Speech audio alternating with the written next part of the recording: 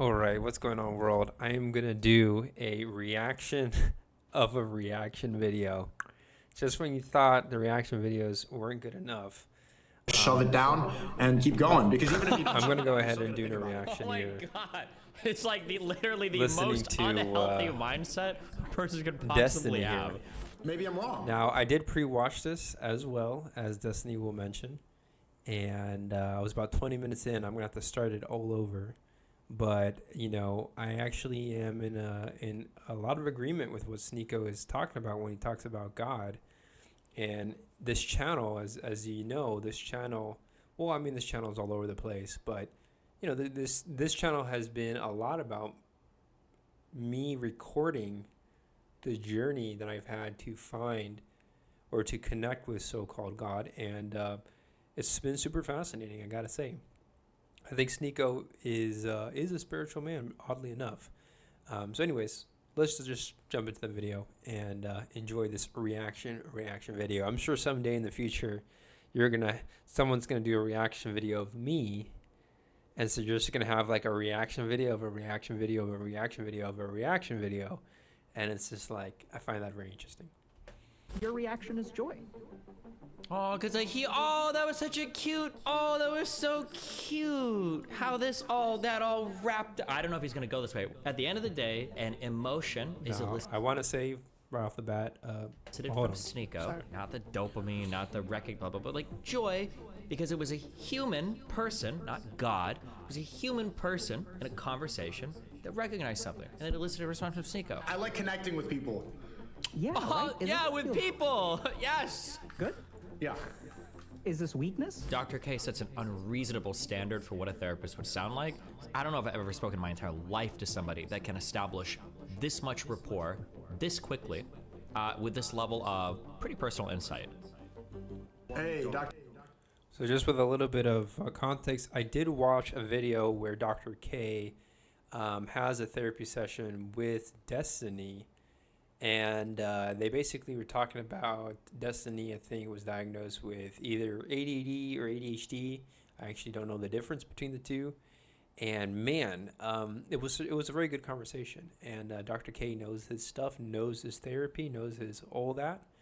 And it was just really cool to watch them to interact. Thoughts on Destiny overall? I admire him. I mean, I gotta say, this is obviously why I'm doing the reaction video, why I'm willing to put in an hour of my time, hour and a half of my time in watching his content, because Destiny is a smart young man and a man with a lot of passion, and I admire that. I like that he knows his political science a lot. I like how he knows a lot about socialism. I used to identify as a liberal. I think at the heart of my heart, I'm still a liberal at heart, but I have lost faith in, there you go, I lost faith in liberal ideals when I noticed that the actual application of them is not necessarily as effective as they could be. And I grew up, I'm speaking as someone who's grown up in like the I guess it would be like the post-Bush era, kind of the Obama era and so on. And liberalism, starting with feminism, has, in my opinion, done a lot of damage to our society today. I think there are silver linings in these socialistic movements, but fundamentally, America today, as of 2024, now with the upcoming election and all this coming around, it's like, I think it's definitely important. There has to be a balance, and so I'm all with Jordan Peterson, because he's just been able to explain so much about like the struggle of young men, and he's been able to just give me so much insight as to what is it that I need to do as a young man to like grow. And he's just a great role model. I love his attitude. I like that he's an aggressive, kind of a tempered old man, but he's still got a lot of passion and love in the way he communicates. And it's clear that like the information he's trying to give is information that is like trying to help people, right? And so I really appreciate Jordan Peterson's good intentions very much. And so yeah, he's awesome. He's an awesome guy. And so is Destiny. Sneako's a little too machismo for me, which in Spanish is just like means macho.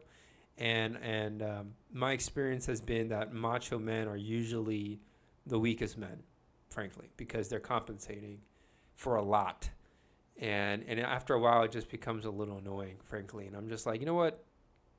Like, I'm just gonna go to another room, because I like to be loud, and I appreciate very confident men. More and more, I've come to appreciate it, very confident men. But I've realized that confidence has nothing to do with loudness. They're not the same thing. So if anything, this channel, we've talked about. I've done my best to like try to give advice to people. My channel gets a few views here and there, but clearly our society could use a little more guidance for men, and I think the frontier, more and more am I beginning to accept the fact that the frontier for men, not just men, but really mankind, at least in my life, is a frontier of how do we deal with our emotions. And that's like a very taboo subject for a lot of guys because, we get judged if we cry. I mean, I remember growing up and the times that I cried, I don't think anyone really supported me when I actually cried. I usually was made fun of or looked down upon or whatever. I've had my experiences of not trusting people. I've been called a porcupine in the past and I've been called all these things, right? And the reason why is because, man, when people kick me when I'm down, you best believe I'm not going to trust people when they kick me when I'm down. It's like, no, you gotta earn my trust, and trust is something that's based on truth, in my opinion, and at least as close to the truth as you can get. And so, I don't put up with the whole like, I understand that in like Game of Power and all this, you got to like play the game and you gotta lie and stuff. But when it's done with harmful intention, that's when I have an issue with it. So Sneako, I've caught him lying multiple times. I'm not a fan of it. To me, it's a bitch move, and I don't gotta say too much more on it. So let's just move on with the video. Having said that, I think the religious side that he's about to get into is really cool. Okay. Sneako, you perma-banned me on... Nice to meet you. Nice to meet you too. Can you just count to 10 for me real quick? 1, 2, 3, 4, 5, 6, 7. Perfect. Can you count to 420 for me? Yeah, 1, 2, Trolling. 3, 4. Okay, that's fine. That's good. That's good. Sounds good. How are you? Good, dude. How are you? I'm like, Are we streaming? yeah, I'm live right now on Rumble. Oh, okay, cool. Pretty sure Sneako's Are gay you streaming? too, Nope. or a little gay. Okay. I think you're banned on all the platforms that I stream on. Yeah, that At does least happen. fuckboy. That does Right. happen. So you're a therapist? Yes. Okay. Well, I'm a psychiatrist. You're a psychiatrist. Okay. I don't believe in therapy, and I think it's a scam, But and I don't think it's necessary. Wait, Okay, hold on. did I know Sorry, this? talk. Why do I wait? Hold on. He's a psychiatrist? I thought that he went to school for psychiatry and then did like whatever residence training. No, if he did residency, I guess that implies med school. What? I feel like I didn't know this. Oh, I gotta Jesus. say- yeah, nice. Destiny looks 10 times better with his natural hair color too. I couldn't stand the blue. He is an actual Dr. K. Doctor. He's always said psychiatry. Why did I always assume psychology? I feel like I didn't know this, that he was an actual psychiatrist. Oh, bro, wait, why am I not hitting him up for my prescriptions? Dr. K, where is this guy at? Hold on. Destiny has good energy, man. I gotta give him credit. Bro, this is my Good second day energy. with no Vyvanse. Thank you, okay? Destiny. This is a hard life right now. Okay. He actually kind of he's actually helped reestablish my faith in liberalism. And I've never really been a conservative, right? Like, conservatism. But I think more and more I've been able to, first of all, I live now in a red state, but more and more I'm like, I appreciate conservatism because of its rawness with reality, but sometimes it's a little too raw, I guess. Sometimes, ironically, I think the issue I've had with conservatism is just that, like, when it comes to understanding other cultures, sometimes it's a little bit of a barrier there. But as I'm learning out here in Texas, that cultural understanding is happening more and more and more and more and more. And I gotta say, living out here and watching Americans and Mexicanos find a way to synergize is probably one of the coolest things I could witness in my lifetime. And it's such an honor to be out here and to be so close to Mexico. And I do intend to go out to Mexico someday, but not right now. It's not a good time, I don't think. But anyways, I love the synergy. What's happening at the border right now? Like, good job, Republicans. Y'all are securing the border, and it has to be secured. And there's got to be some kind of authority out there to just stop all of the child trafficking, all the kind of human trafficking that's been going on, mostly child trafficking, and all the shady stuff that just goes on when you don't have authority. I mean, I hate to break it to y'all, but one of the reasons why places are safe is because you have deterrence. And so when you're in a state where pretty much every other person here is armed, it's you're gonna get that Southern hospitality real quick. So anyways, yeah. This is a hard life right now. I am flowers for Algernonning back to. But yeah, Dr. Dr. K has given me. I've watched his videos. He has very controversial thumbnails, like the opposite of what you would expect to hear from a therapist. And he told me, for example, red flags in a person are good. Why? Because you actually know what you're kind of signing up to. You kind of see the worst side of them, and that's the reality of any relationship. You're gonna see an ugly side of a person. Can you put up with the good and the bad, right? And so yeah. Anyways, Original self. It doesn't feel good. Oh my god. but yeah, Destiny's smart as fuck. I'm a Dr. K psychiatrist. smart You're as a fuck. psychiatrist. Okay. Sneako, I clever. don't believe in therapy, and I think it's Playing a scam. mind games and I all don't the think it's time. necessary. And I don't think that Base. even if there is anything wrong with my brain, that this is going to be helpful whatsoever. Why do you take a break? I feel like if you're gonna do a stimulant recreational drug, I feel like I just want to cut my stimulant prescription medication. I feel like it's probably too much. That's just a feeling I have. I don't know if that's true or not, but it's a feeling I have. I feel like I should just chill for a couple days. That's my feeling. I don't know. believe that men should just get over it and push forward. I think a better use of your time instead of talking about your feelings is working hard and I don't have building a something. controller plugged into it. That's a better use of your time than anything. Work Even if this was hard. productive, my time would Get have been better by the spent making bootstraps. some money and getting stronger and getting better. But Yeah. I don't want to be convinced. Now, everything on that subject is obviously relevant for men and women. You obviously want to work hard. You obviously want to do all these things, but it shouldn't come at any added cost, I don't think, unless it's a cost that is reasonably measurable, I guess. But I'm pretty sure you don't want to. You're gonna have to make sacrifices in anything, in any endeavor you do.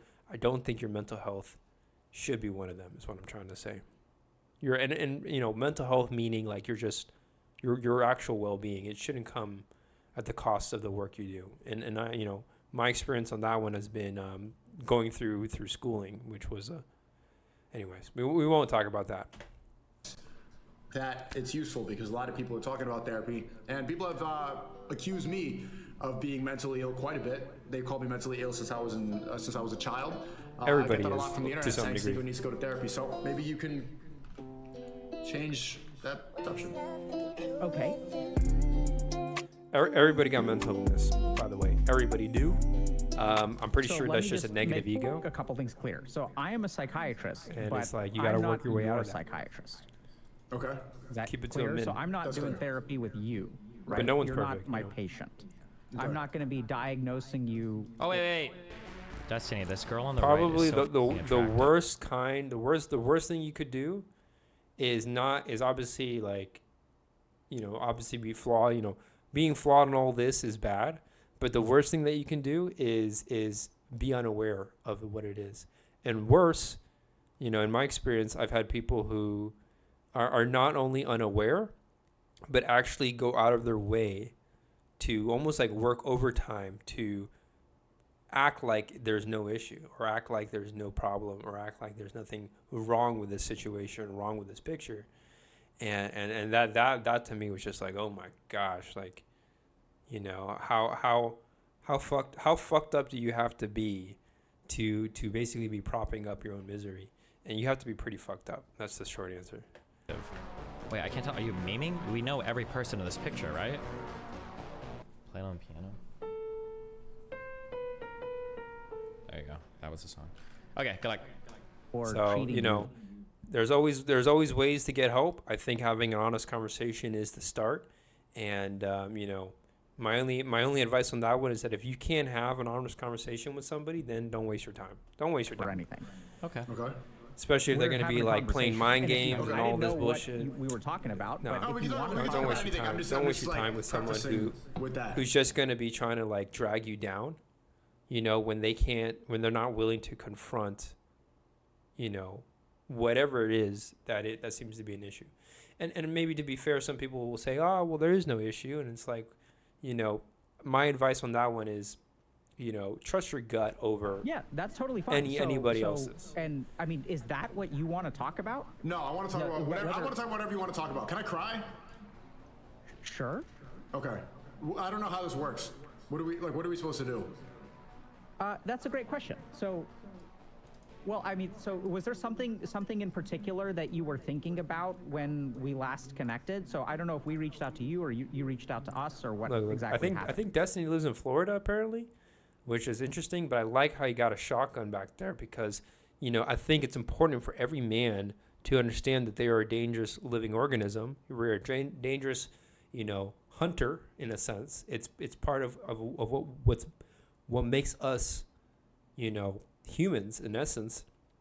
And when it comes to what role men have to do, I think it's important for every man to explore and to understand that they are dangerous and to know the limits of that danger.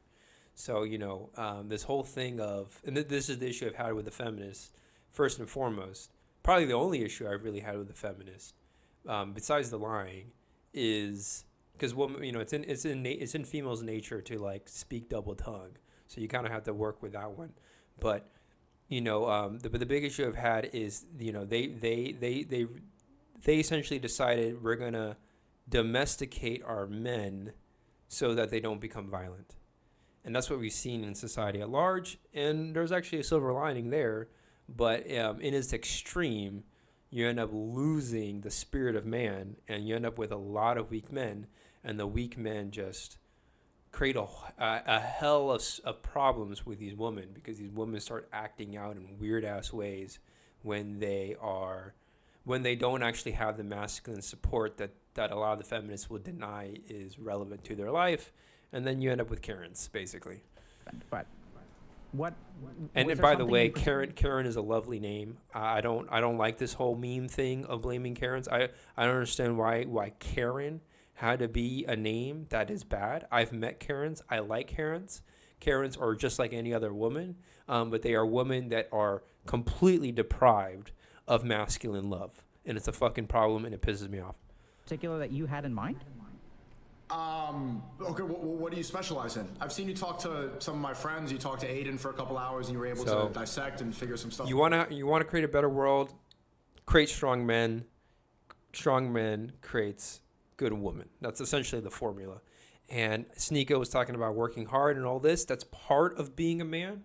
But if you're sacrificing your emotional, spiritual well-being in the process, you're still going to be half of, you know, you're still if you have these empty shells within you, you know, you're still missing something. So that's important to understand. I've met a lot of dudes who have a lot of muscle, and a lot of strength, physically, and even athletically. But when it comes to like, are they happy? Are they at peace in their mind? Are they confronting their own challenges? Are they a man who doesn't get jealous and envious of other people? Then, you know, any man who's getting jealous of any other man, or any man who's getting jealous of anybody, is an insecure man. And an insecure man is a weak man, in my opinion. Let's carry on. I don't know. I think this could be an interesting conversation. I don't really know. I completely agree. I think this is going to be a very interesting conversation. Okay. Okay. I think it's I would So let me tell you. So you asked, how does this work? So I think there are a couple things to consider. Yeah, Okay. the thing We already that talked about- that people don't realize is that men are emotional, and when men start acting like women, it's the same thing. It's the same game, basically. But the only difference is that men will get violent about it. It's not my place to do a diagnostic assessment of you and say that you are or aren't mentally ill. That being said, sometimes I talk to people and people will have questions about particular things. Sometimes those are related to mental health. And I'm happy to answer questions about particular things or try to help people understand parts of themselves, which a lot of times people think is the same as therapy. That's not the same as therapy. It's something that understanding yourself is a part of therapy, but not all paths of self-understanding are therapy. Does that make sense? Yeah. Yeah. Yes. I And think spirituality think- is very I mean, powerful, but really I think I enjoy would argue that religion, spirituality is actually the oldest therapy, right? And this is what Sneako will get into that made me want to start this recording. But you gotta have that. You gotta have that personal connection. If you don't have the personal connection, then you're just basically in a groupthink environment, no different than like I don't know, a mob pit. Like respect your surround, mash pit, and it's like, which is actually still pretty fucking cool. But anything to like develop self-awareness, I think is fair game, right? And so whether it's spirituality, religion, which are the same thing, by the way, or religion just happens to have a little bit more architecture involved, but it's the same thing. And then of course therapy, which is more scientific, right? But keep in mind that science came from religion. Okay, let's not forget that. If you don't believe me, you can watch what was it with Tom Cruise? What's his name? Tom Hanks. He made a super cool ass movie, which was the Illuminati, Angels and Demons. Great film, cool ending, but. The reality is that science and religion are not at war with one another, but the details, just like all the other religions, they all just they disagree on the details. But don't get caught up in the details. As the saying goes, the devil's in the details.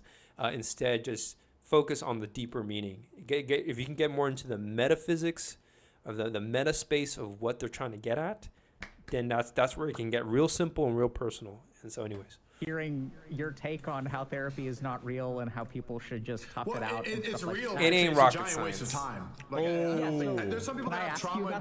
Some people have trauma and PTSD. I think like veterans or stuff like that, or if you have really like death, and I can see how it can be affected. But I think most people that go to therapy just like to hear themselves yap in real time. I think.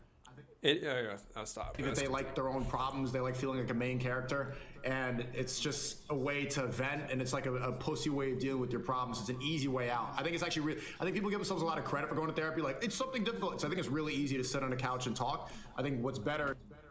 And by the way, doing things easy is not a bad thing. I learned recently from Myron Golden, and he was saying that you want to be an easyentologist with life. Like obviously face the difficulties of life, but don't make life harder than it has to be. Life is hard as it is. God, universe will take care of the challenges for you in that sense. You will have plenty of challenges thrown your way, is what I'm trying to say. There's no need to go out of your way to create unnecessary difficulty in your life unless there's a good reason for it. So if for Sneako to say that therapy is easy, sure, it is easy. But that's not a bad thing. That's not a bad thing. Is moving forward. Living in a house with air conditioning and heating is a lot easier than being homeless. I don't think you have many people complaining about having an apartment versus being homeless. You know what I mean? So, doing things easier is not necessarily bad. But maybe having a life that is completely and exclusively easy may make you a little uncomfortable in the comfort, because you're gonna find yourself kind of stagnating. That's what I was feeling today. Or in fact, I was this thing of like, what am I doing with my time? So you want to definitely, face challenges, right? But there's no need to make life harder than it has to be. So that's what I've learned. Anyways, trying to, you know, shove it down and keep going, because even if you don't shove it down, you're still gonna think about it. I think. Oh my God. It's like literally the most unhealthy mindset a person could possibly have. Jesus. I'm one of my I don't know if he's my friend anymore. I couldn't even tell you, but he was saying he was telling me like she's gotta get the edge off. She's gotta get the edge off, and it's so true. He was absolutely right. If people have this idea that you need to process your feelings on a couch next to a guy, you could process your feelings like while you work. A lot of times, I mean, friends want to spend time with you, right? Yeah. I'm thinking about the things that I'm dealing with while I'm working, and that could be therapeutic as well. Or prayer. Sure. I think. And obviously not like manipulate you or be a dick about it, you know. Prayer is much more therapeutic. Okay, so when you say therapeutic, yeah, that's great, dude. So I'm excited about this conversation. Yeah, dude, the smile that let me Dr. just K ask you a has couple right now. of things. So when you say that you think therapy is a waste of time, Yeah. Yeah. why do you think that? Because you're basically just saying, you know the answer already.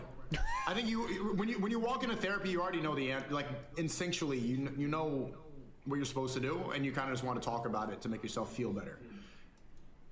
Now, my experience on that is I actually did not really have the answer when I went into therapy, because I was so caught up. I was so angry during that time. I mean, I remember my poor therapist had to sit there and listen to me just yell at him. And I was interrupting him and talking over him, all this stuff, right? I frankly, I think I just wanted someone I just needed someone to count on, you know? And I can't relate to what Sneako is saying, because when I went in, I had a certain presumption of what I thought what the answer was. And then my therapist actually, he was good. He was very good at what he did. And he actually caught on to a few thought patterns that I was doing that maybe didn't make much sense to him, or he noticed something. This was to both of the therapists I saw. And then both of them, yeah, they kind of called me out on my bullshit, basically. And they did it in a respectful way. That was the other very important thing. They did not make me feel less of a person. You know, they still showed a lot of respect with me, and they were able to call me out on my bullshit in a way that I don't know, the way they phrased it, the way they presented themselves, it really seemed like they actually gave a fuck, rather than trying to help and then kind of being real passive aggressive while doing it, you know. So where do you get the idea that therapy is about? Where do you get your impression of what therapy is? From everybody that talks about constant, like, you know, I'm from New York, and you all hear all these people in Manhattan. Everybody, all the libs, they talk about, like, I was just talking to my therapist. Oh, I just told my therapist. Oh, my therapist. They're calling their therapist. I need to talk to my therapist. Yeah, it's very popular. People have relationship problems. It is a kind of a trendy thing, definitely out in a place like New York, from what I've heard. And I don't, you know, it is what it is. I think I would rather see a society where people are seeing therapy than not seeing therapy, you know? And apparently the therapists are totally booked out. So at this point, like, even, you know, there's just simply not enough. There's not enough supply of therapists in America. There's just not enough. So I think this is why you want to explore other paths, because you kind of need something to lean on. And if you can't lean on your family, if you can't lean on your friends, supposedly they're your friends, right? If you can't lean on, you don't have a therapist, you know, then you got to lean into something. This is where I think the spirituality is of great value. And like, oh, we need to go talk about it to my therapist for 5 hours and have a deep therapy. Like, it's been way more normalized. And I think they prescribe a lot of problems so that you always come back. It's the same reason why the pharmaceutical companies do not want you to be healthy, so that you continue to buy their medicine. If I go to a therapist, your job is to take my money for my mental health problems. Why would you want me to get better? You don't. You want me to keep coming back and paying you. God, I hope Dr. K says, does that mean you should never pay anybody for personal training?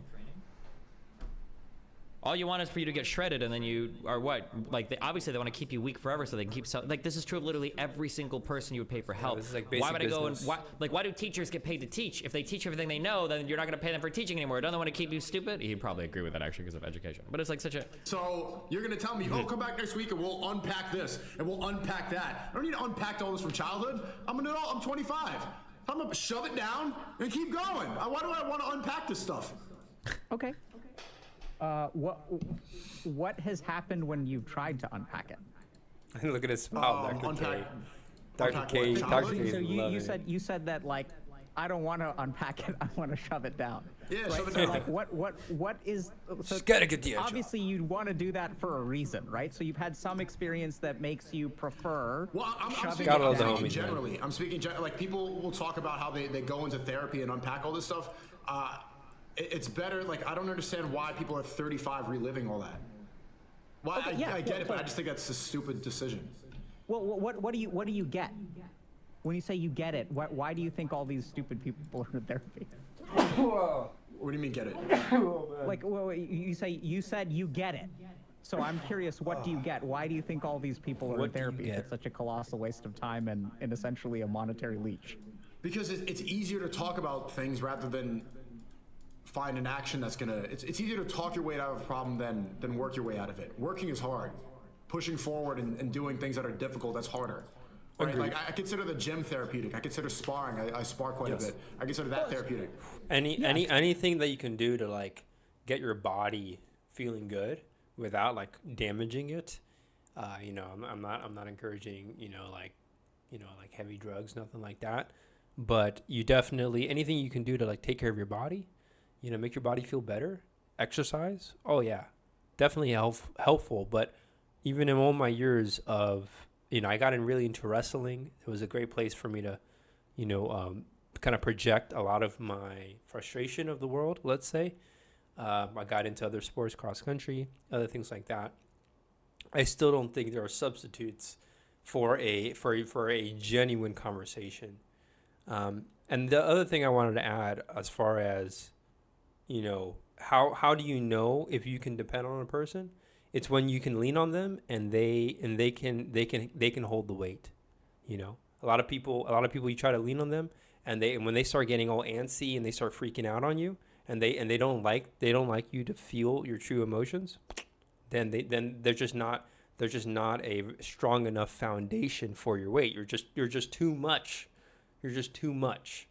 And so hey, if you're too much, then it just means that your energy is better. Your energy is better used in other ways. And then you got to find the right people. You got to find the right people that you can lean on. So, yeah, let's keep going. So I want to add more to this, right? I want to add more to this. But you can't do it alone. You can. You may have to do it alone until you can find someone that you can lean on. But in the meantime, you've got nature, you got the universe, you got community, you have other ways to find there's other resources such as therapy in which you can lean on a person and they can take it. They can take your energy, they can handle you, or at the very least, yeah, they can handle your energy. They can handle your thunderstorm and not be fazed by it, not be shook by it, okay? And obviously no person's perfect, but you definitely want to be able to find someone that you can lean on. In that sense, wrestling was really helpful because there was always a better wrestler that would kick my ass. So, it was kind of a humbling experience at the very least. I think those things are therapeutic too. And I mean, I'll be the first to say that I don't think therapy is therapeutic for everyone. I think that the concerns that you have are actually like quite valid in terms of, I think sometimes therapy goes on way longer than it needs to. Yes. I don't really think that. By the way, I made sure to find a really high quality therapist. I made sure that my therapists looked like they were in good health. If they were obese or something like that, I'm like, sorry, I'm just gonna cross you out. I also made sure to find a male therapist because, as Sneako will talk about, he flirted with his his female therapist. And I was like, I was dealing with so many fucking woman problems at that time. The last person I needed to lean on was another woman, in my opinion. So I had to look for, I concluded that like women in general just couldn't handle me in my state. But the truth is, I think there are some girls out there who can, believe it or not. But the universe, for whatever reason, has kept them away from me. Chances are because I would have gotten real fucking angry, and it wouldn't have been pretty. In my experience, most therapists that I know are not interested in keeping people there for monetary reasons. Also, therapy never cured my anger. It was actually the silent prayer that I learned from Jesse Lee Peterson that actually cured me from my anger. So let's continue. And this very simple reason for that is there's no shortage of patients. So if you stop paying me, there's like literally a line out the door of like hundreds of people. Like the average waiting list for a therapist is like 3 or 4 months. Wait, you don't get it? So when you see like a blue-haired transgender walk in, you don't like rub your hands together like, oh. No, like when you see like a dude that looks like a girl with a kid in here. It's so crazy, like the lack of. Because there was one night recently I was at a skate park and I had this conversation. We must have been talking from like, I don't know, 11 p.m. until like 4 or 5 a.m. in the morning. But we talked about a lot of different stuff. And I really do believe that transgender people are they're almost like too smart for their own good. And they're just hyper aware of a lot of things. They're hyper intelligent, usually very high IQ people. I've heard something like the smarter you are, the more like bisexual you can be. You don't really care because you see humans in a different way. And then I also heard that I think they're extremely we'll call it emotional intelligent. I don't like that term, but they're extremely empathetic with like society and culture.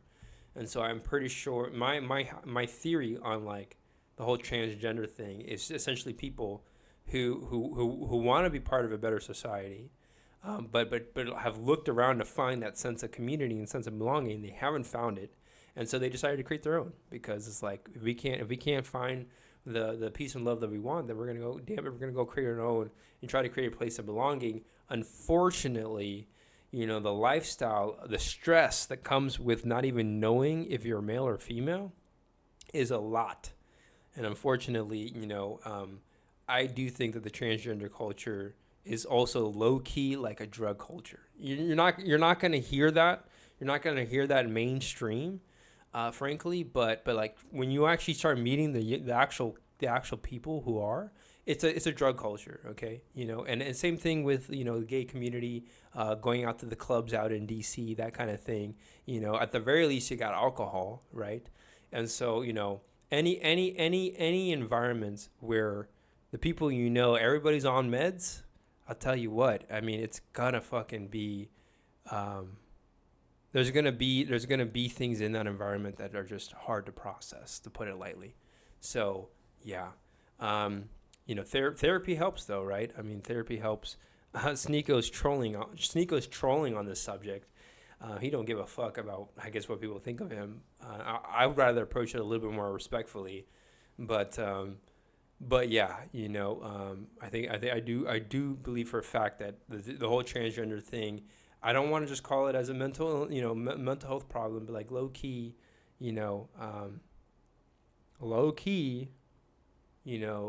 knows what's good. Self-awareness.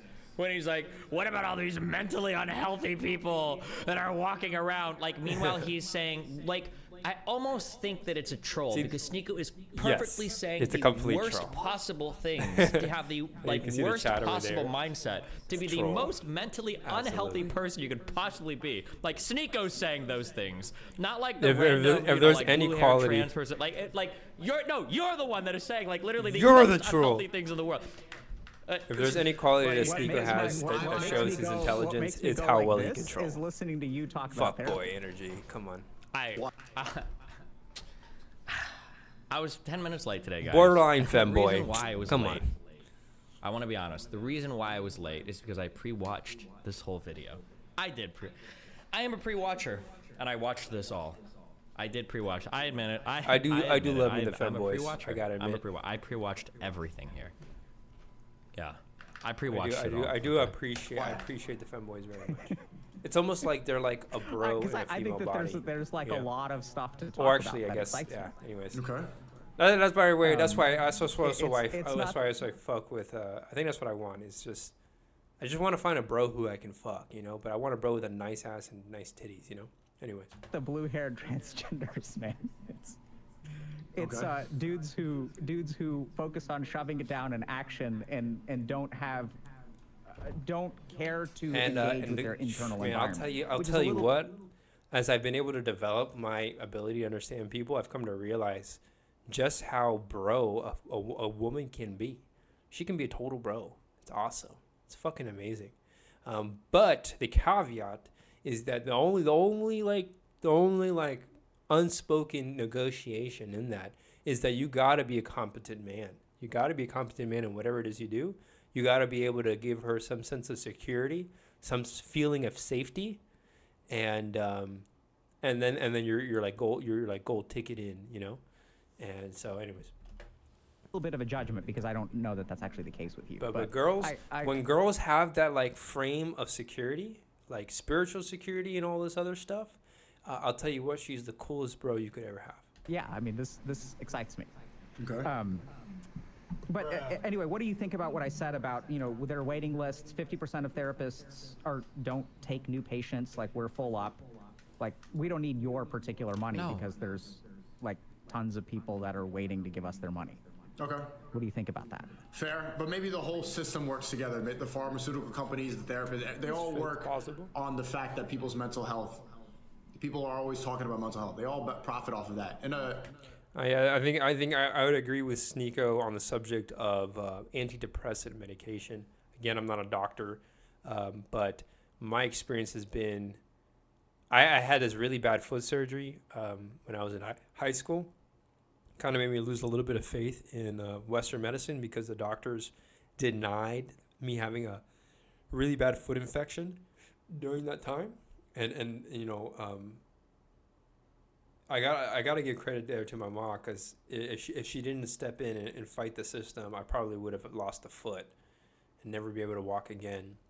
But in essence, I do think that, like any other society system, let's say, yeah, it's very possible that a lot of people are being prescribed antidepressants maybe a little too quickly, maybe a little too soon, when, before testing some of the more pragmatic things like having a friend group, or better yet, let's not say friend group, let's say just support group, getting some vitamin D, getting some sunlight, doing little things. There's a lot of little things that human beings can do before having to take the medication, in my opinion, because I really do think that the human body, the human being, is not ultimately that complicated in the context of the whole universe.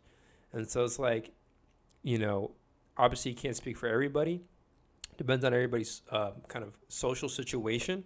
But I think a lot of the reason why people are taking meds is because the social situation that they find themselves in is pretty fucked. And so I think the solution is to unfuck the social situation, not necessarily just rely on the meds, I haven't met there's not a single person that I've met that's on meds. Well, I shouldn't say that. It's worked for some people, so I don't know. Anyways, let's continue. I'm pretty sure Dr. K would disagree with me big time, so we'll leave it at that. Trust the science. in a world where people fix their problems with prayer and with gym, that whole industry would never exist at all. So even though you might not need that more could be patients, valid too. it's all based on the fact that Because everybody's a lot of it diagnosing is like themselves in real brain time. chemistry. Well, so let me ask you this. So when you said let's And fix people their who problems work, with prayer, people who work out are much better. Like they're I think their like chemical balance in their mind is much better than those who don't. Facts. how does that work? Well, I just came back from Mecca, and you can see people, you call it suju when you put Fascinating. I'm not Muslim. I've gotten to meet some Muslims. They're like every other people, frankly, got a lot of emotional struggles just like everybody else. But I got to say, as the history of like Islam, very impressive. Very fucking impressive. And I got to say, like, I look at some of these Arab countries, Muslim countries, and I got to say there's like makes me very curious. And so they have my respects for sure. And so, talking about Mecca, I've seen the videos, thousands and thousands of people like marching around for days on end. Malcolm X did the journey. Shout out to Malcolm X. What else? I even saw a video, I think a clip where I saw a little light fly out of the rock. They worship a rock. They're praying to a rock. It's almost like, dude, it's all about outer space, right? Anyways. Your head to the floor. Well, they worship God, but Mecca is a very important rock in the story of the history of Islam, essentially. So, interesting. I would not underestimate the Muslims. God, kill me. And you see people sometimes like sobbing. Or when you go to the masjid on Friday, I'm going to go tomorrow 1 p.m. for Jummah. You see people like crying. And it's because they're definitely thinking of things that they're asking God for certain things to be fixed. And I consider that therapeutic. That same type of tear that they crying that they might do in therapy, instead they're connecting with God. I think all those problems like opening up about unpacking stuff like that, you should unpack it with God. I see them and the way that they are, and I felt it too. When I was in Mecca, for example, and praying next to the Kaaba, I really felt everything that was going on in my head and everything. It's not like I have to shut it down. I know everything that's there, but it becomes present when you're in prayer. You feel it. You're thinking about it. You're reminded of everybody you love. You're reminded of your past. You're reminded of your flaws. You're reminded of what you want to do better on. You're reminded of your fears and everything. And then you look to God for strength and for guidance and to keep you on the straight path. Okay. Agreed. So let me just make sure I heard you. So when you pray, so it sounds like you feel a lot of positive emotions. And negative too. Like I wouldn't say positive too, but like everything. I wasn't done. So you said you feel a lot of love, you feel a lot of fear, right? You think about people that you love. You also think about actions. You see Sneako licking his lips like that? It means he respects Dr. K for not letting him interrupt him like that. That you want to. Women also appreciate that too, by the way. Take in places that you want to go, so you have goals that you think of. Right. And then what? Help me understand this part about God. Where does God enter the picture? I would prefer. I can understand why therapy is helpful for a lot of people, but I think it's better to go and talk that out, talk about your trauma and your past to God rather than to a man. Okay, so I'm not trying to debate you. Okay, so I'm not trying to like catch you or something. I understand. I'm confused. Because now you're saying you think that therapy can be helpful for other people, but prayer is superior. Yes. Not all women are the same. So there's some benefit to therapy because it sounds like a lot of the I'm assuming that you think a lot of the mechanisms are you talk about your positive emotions, you talk about your negative emotions, you talk about your goals. You can do that with a person, but it's better to do it with God. Yes. What makes it better with God? Because I don't believe in confessing your deepest, darkest secrets and sins. I think that you're going to... What does he think therapy is? Confessing your deepest, darkest secrets and... Bro, Jesus. You kind of want to lay it all on the table. What are you talking about in therapy? Embellish the truth. I don't want to lay it on the table. I went to therapy one time. I was 19, and I talking to this woman. I was basically like head over heels about this girl. I was in college, and like it was just a lot of things. I was just like going through like so I decided, all right, like everybody's doing this therapy thing, I'll pay her. And then she had giant tits. Nice. She was like really gorgeous, and so I ended up embellishing the story. And instead of like actually being honest, I was just trying to like, I was like spitting game on her like I was on a date. And I realized in that moment like I can't fully be honest with the person because the only person you could really be honest with is God. To a person, you're always going to be there's going to be a level of entertainment. There's going to be a level of lying. You're going to try to make sure they're engaged. Dr. K paused on that, and I think I know. I'm presuming I know what they're going to get at.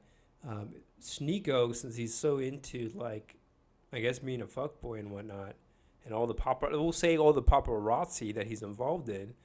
When you're playing that game, and you're kind of playing this game of fame and this game of like, basically like some sort of fame, some sort of game of power, politics, whatever you want to call it. Who do you actually trust? Who can you actually trust, and so on. But I do think I'm of the approach that I think I would rather be honest with everybody. My personal experience has been that I've had to learn to tone it down when it comes to honesty because a lot of people are just not ready for all that. They're either too sensitive or they can't handle the truth, frankly. So sometimes for my own safety at times, you gotta be smart about certain situations, and it's like, if this person's giving you the wrong look, you don't fucking be frank about certain things. You just play games with them because that's all they actually are able to comprehend. Having said that, I was very honest with my family, and they did not appreciate that one bit. So anyways, Court. You're gonna try. Your ego is gonna be involved. When I'm talking to God, I don't have any ego. There's nothing. There's nothing that I need to hide or. There's no ego. There's only spirit with God, right? Although I'm pretty sure God has their own kind of ego, at least when you read the Bible and all that. The God of the Old Testament, which is probably one of the reasons why so many people these days, so many Americans don't like the Bible, is because they read this and they're like, man, what kind of HBO series is this? This God dude is like super fucking emotional and has a temper and, doesn't like certain people of the earth and so on. Yeah, I can understand a lot of that. So anyways. It's just because God is all knowing. God's the best of planners. That's the thing, though. He's going to know. And I even noticed that a lot. When I was praying in Mecca, I felt all the ego and the little blockades that I had in my head and the barriers that you have when you talk to a person, they're absent when I talk to God. Fascinating. Okay. Makes you want to go to Mecca. Can I think for a second? Yeah. How's this conversation so far, by the way? Interesting. But I'm not Muslim. Okay.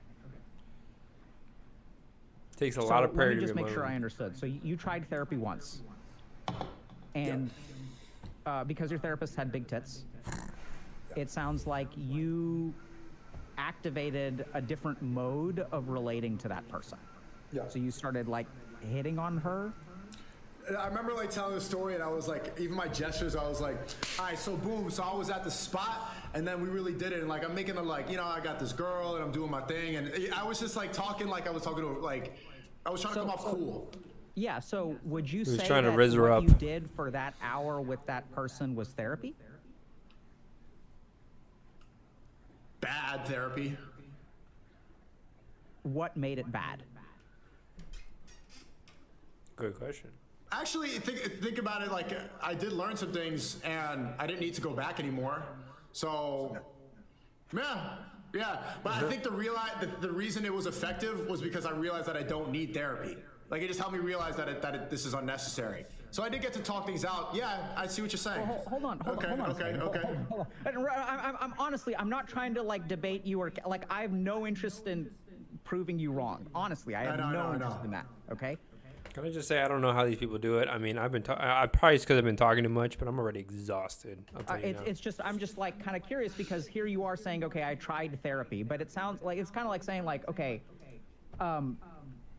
swimming is a waste of time, and then you ask me like, why do you think it's a waste of time? Well, I went to the beach and like I never really got in the water. I just hung out on the sand, and like swimming is a waste of time, right? Well, so you went there, you did something, but I mean, you're telling me that you treated this person, you didn't do therapy, you started flexing for her. Yeah. Right? That's not therapy. Okay. Now, and I think that that's fair, right? Because you're also saying that, okay, like the problem with therapy is that when you go, you can't be completely vulnerable or honest with another human being. Yeah. Because, and so some kind of script, and I would guess if I asked you like, okay, let's say that there wasn't a female therapist with big tits. Let's say the therapist was like, I don't know, a middle-aged dude. You would still be activating some kind of script with them. Yeah. Right? Right. And so what I'm hearing you say is that the cool thing with God is that Pretty sure that's just called game. there's no scripts. Right. So I'm kind of curious about something. So like one of the advantages of therapy, right, is that there's another human being there. Now that's a disadvantage because now ego enters the picture. Maybe you're trying to impress them. Maybe you don't want to be vulnerable, like totally fine. Right. But there's also an advantage, which is that there's a person there, right? So they're able to listen. They're able to respond. They're able to interact. they're able to observe, and maybe I'm making an assumption here, so I'm going to ask about this. Do you think that God does those things? Yes. Observes and listens and talks back? Sure. yeah, I do. And in what way? If you Great question. If you want something or you're looking for some sort of guidance, you can ask God and God will respond. How? Not in the way that a human does, but there is a response. And How? It's just it's kind of instinctual. Yes. And like you can, he'll tell you what you should be doing. Because I think deep down you always do know the answer. So when you say, so you're saying that God will tell you, and then Yeah. you're saying deep down you know the answer. So are we saying that deep down the voice that's talking to you is God? Is that you or is that God? Or am I not understanding the? Well, I mean, we're all God's creation, so we have. Why? I'm kind of curious, I guess, with this mentality. If you were to ask Sneako, why bother going to any church service? Why go to a mosque? Why go to temple? Why do anything? If you can just sit at home and talk to God the whole time, why the fuck do we need any kind of teachers or scholars or biblical anything at all, right? Thank you, Destiny. This is actually what made me want to start this recording. The simple answer, Destiny, is that all that stuff, the scholars, the church, all these locations and so on, those are all like icing on the cake. That's all extra. But the reality is that before there was a church, before there was scholars on the subject, before there were monasteries and all these other things, before there was even the Catholic Church, you still had followers of, say, Jesus Christ. They didn't have a church. They still could worship Jesus Christ, right? And so that's one example. But I think the simple answer is to understand that the whole point of spirituality is to have a connection with the universe. And that connection with the universe, you can do it within any part of the universe. I'm pretty sure it's fair game. So what has happened is that our society, our society is not the only one that's gone through this period. It's happened many, many, many times before. But there are cycles in societies where societies get so powerful that they kind of lose sight of the original connection that they had directly with, say, the God of the universe. And instead, they get more fixated on the institutions.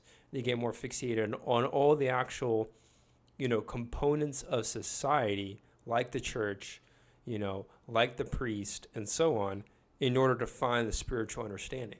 I think this is what the Lutheran movement was all about in Germany.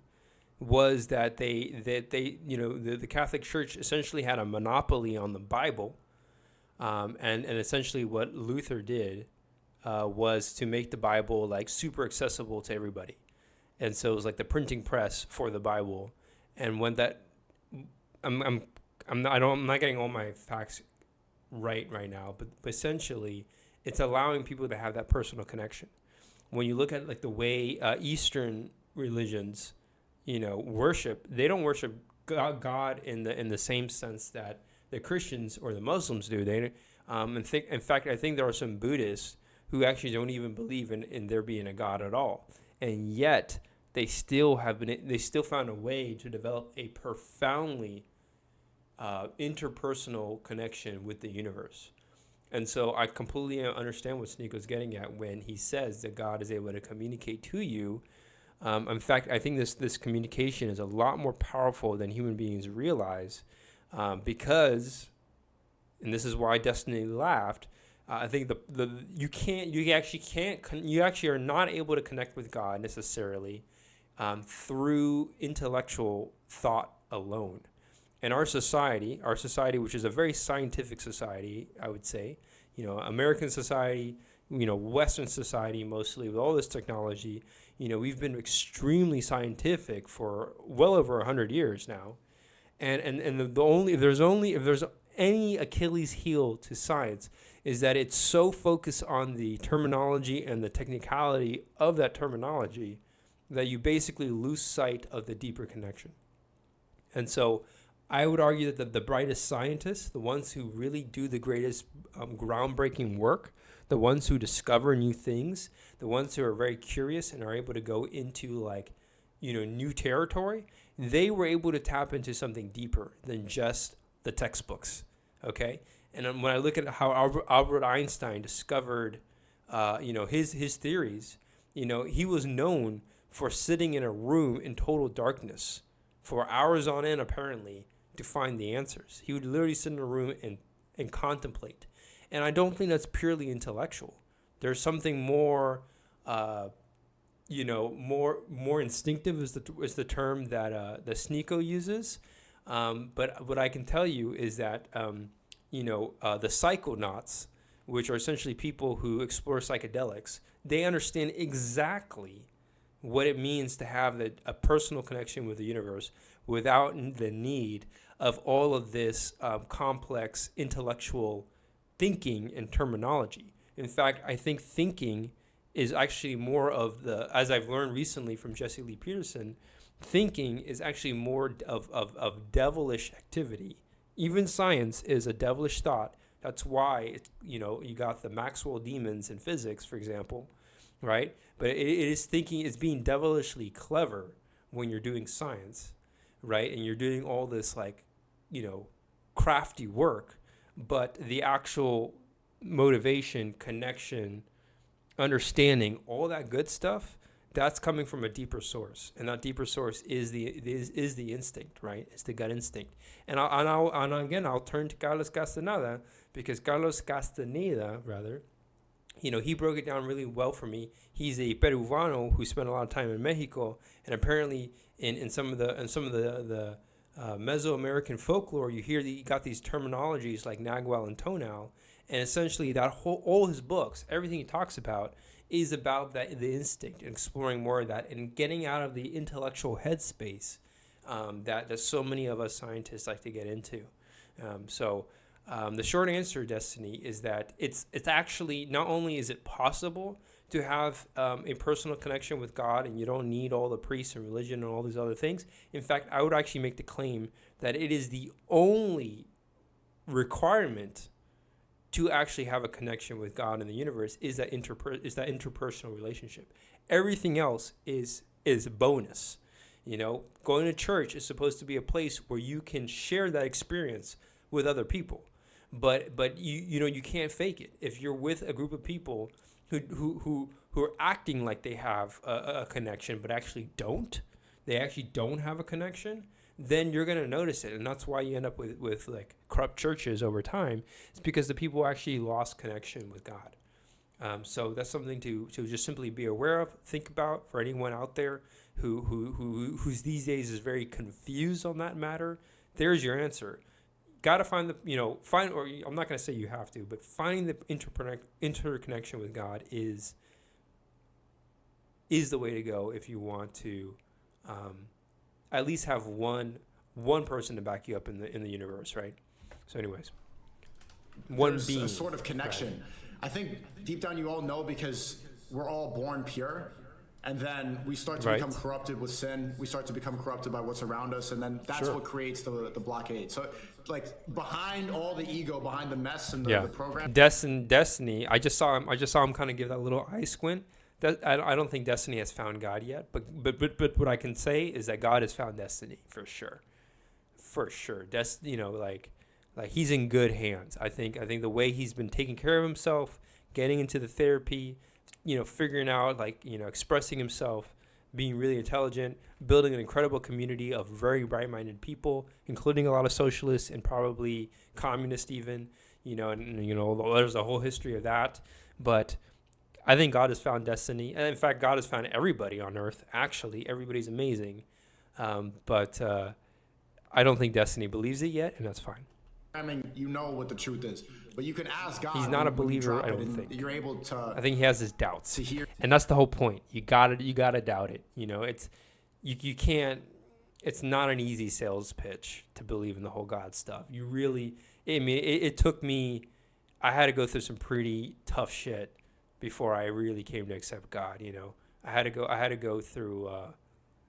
I pretty much had to be borderline homeless to find God, and even that was not necessarily enough. So, anyways, Hear his guidance. Okay, what makes it easier or harder to hear his guidance? I think it's actually in a lot of ways it's harder. It's not easy to be vulnerable like that. It's not easy to get to that point. No, It took me a it's not. long time. But It's also not easy to be vulnerable to like the universe, because that's what happens, right? We get so focused on controlling our lives so much, right? And it's like, nah, you want to be able to let go. You also want to be able to trust the process very much. That's what I'm learning right now. Got to trust the process and be willing to engage with that fear of the unknown. Very much so, because the unknown is really God's territory. That's why God's so powerful, because the universe is mostly unknown. I do know it's possible after consistently praying. Right. So what makes it easier or harder to hear God's voice? Because you said sometimes it's easier and sometimes it's harder. I'd agree. Well, you have to full submission to God.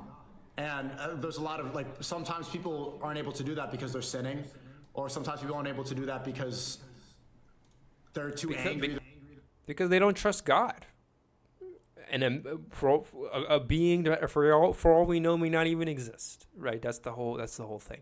So you really got to be sold. I mean, what did it take? What did it take for me to believe? It took me.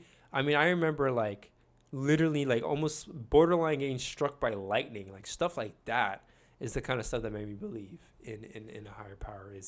Is like at the very least near death experiences, Either too emotional, depends on what state you are in life. But if you can get to that point, then you're able to communicate with God. Okay. So I'm hearing that I'm with you that if you're able to get to that point, it's great, right? So you hear some car kind of accidents, voice. shit like that, When things that like happen almost a little too well in my life, I'm like that should have not been that well. Like that turned out to be too good. It was almost like too fucking good. Like stuff like that. That's where you're like, are there aliens controlling my life? And that's basically God. So anyways. Or some kind of knowing or instinct or connect with the divinity within you. Is it cool if I call it that? Yeah. Okay. But I'm also hearing that it's not entirely clear what the mechanism or methodology to connect with God is. So there's certain things that get in the way. Dr. K is talking about the mechanism, and this is where I turn to Carlos Castaneda. He can talk to you about personal power in the Nagual. A little bit more mechanism there, but it's very subtle. It's very subtle. It requires, or I should say, it has a lot of nuance, but it's real. Way, maybe anger, maybe sin. But even if I'm not angry or I'm not sinning, does that guarantee I will hear God's voice? No. Or right? So then what else goes into it? Fear.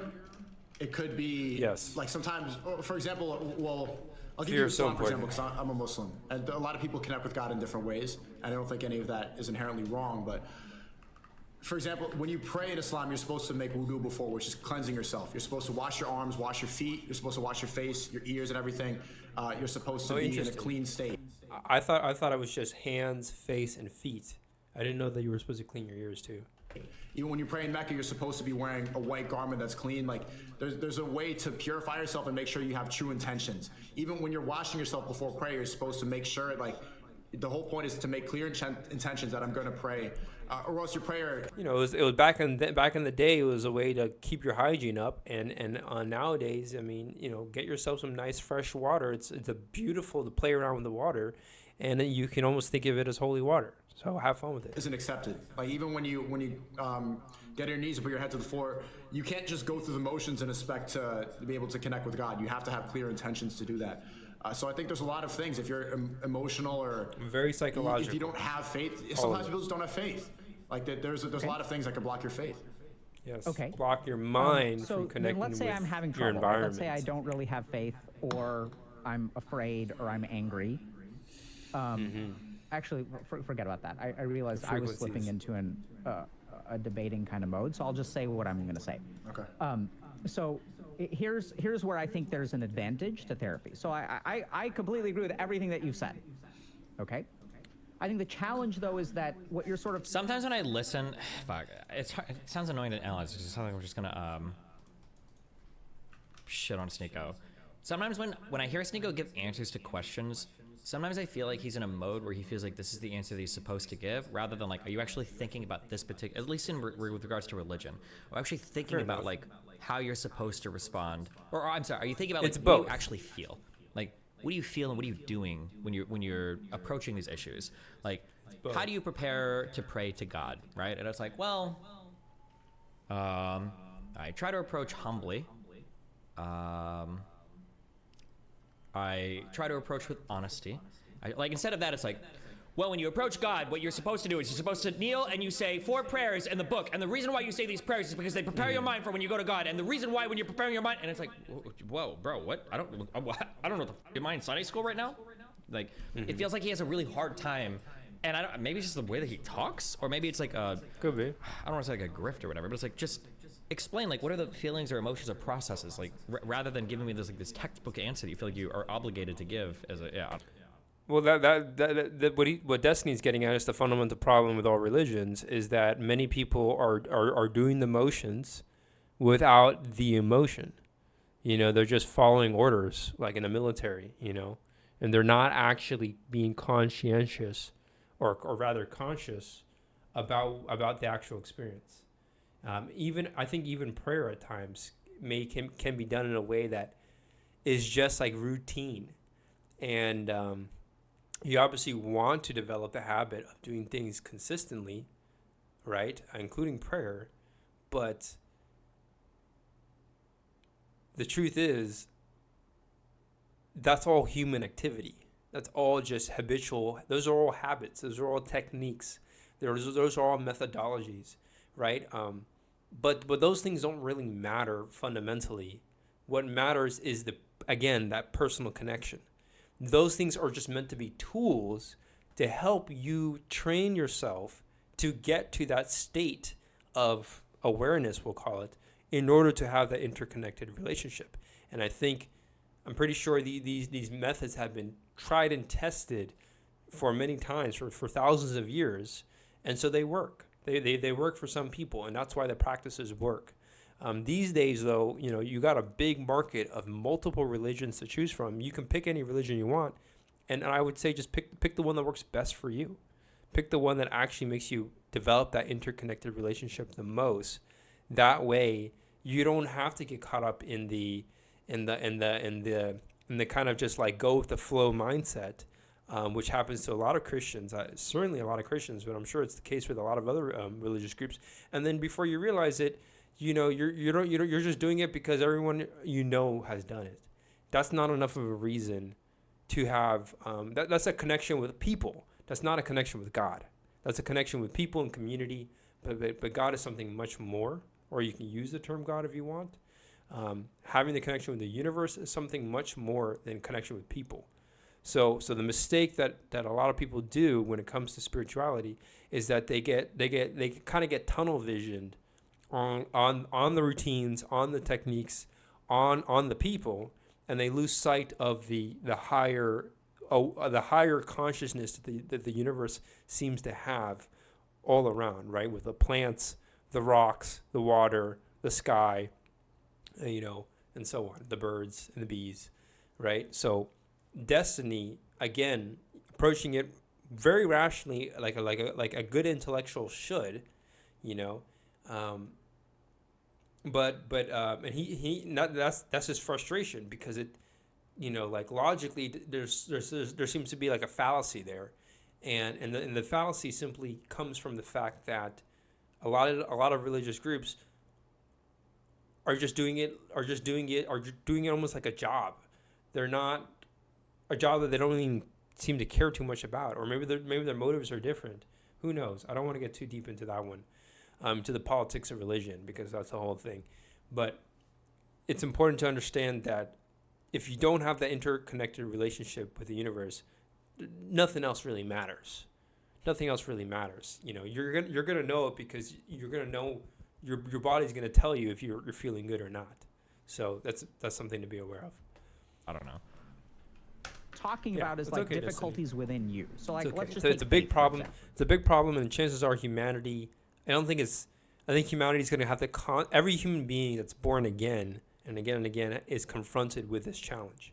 Every human being that's reborn, born again, is confronted with the challenge of developing a connection with God once again. And you can't really force it. No human being on this earth is going to be able to force you, another human being, to have a connection with God. And if they do, your chances are you're probably having a connection with some other force of nature. So understand. Look, this guy here. This guy here is saying bored Panda returns, saying you don't understand destiny, God. Exactly. Was with me in Spa. Something like that.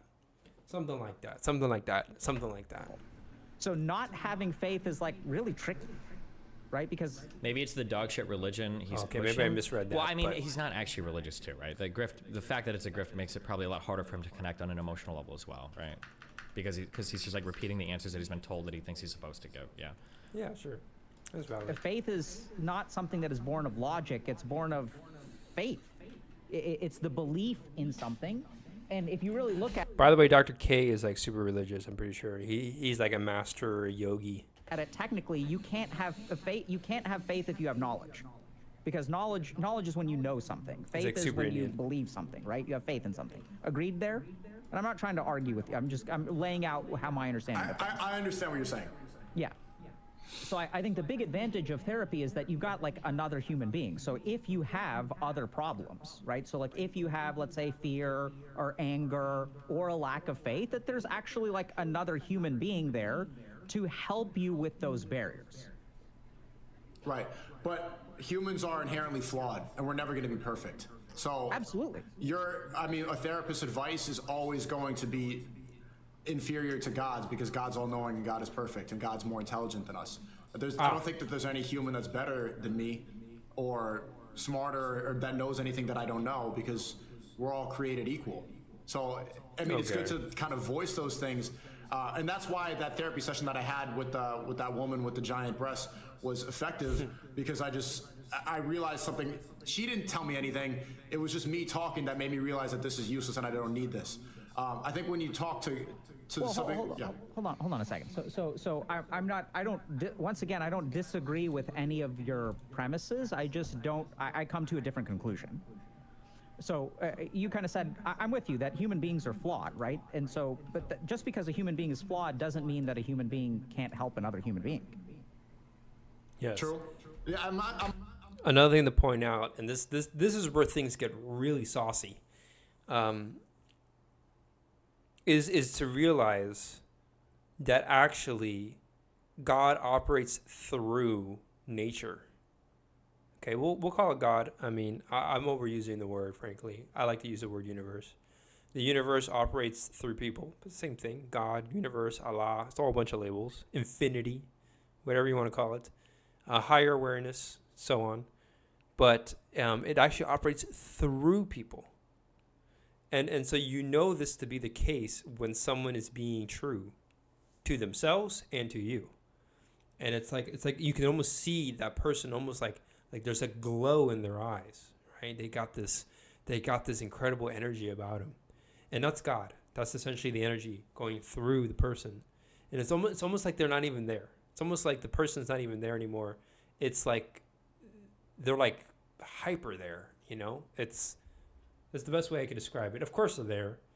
I don't mean that in a negative way, because sometimes you can have people who give you really sketchy looks, and it's like they got a fucking demon in their eyes. Yeah, you got to be careful with them. But what I'm talking about is a person who just has this powerful vibe about him. And this is why I love women so much, because women pick up on this really well. But they love to talk about this stuff. But basically, it's like, yeah, it's the person's vibe, okay? That is in essence God. Or when you see people do incredible feats, and you ask them, how did you do that? And they're like, I don't know, it just came to me naturally. God. It's like it's almost like you're not even like there anymore. And what it really is your ego has temporarily left your body, and something more powerful took over. And so anyways, I'm not saying it's completely useless. I'm just saying that It's mostly useless. So it's a powerful source of And I energy. think people like the echo chamber. It's the creative energy that I think makes all human beings and animals amazing. I mean, you can look at the way birds fly, or you can look at how, schools of fish can swim, and all these incredible animals and the way they do. You just turn on the Discovery Channel and you watch it all in slow motion, bruh. That's all God. Okay. Chamber and have a certain level of narcissism. I think if you Even in an Islamic context, seeking knowledge is a requirement in Islam, and this blind faith is very much looked down upon. Yeah, I want to be really careful because I don't want to speak much to Islam. I can't. I can speak from a Christian perspective.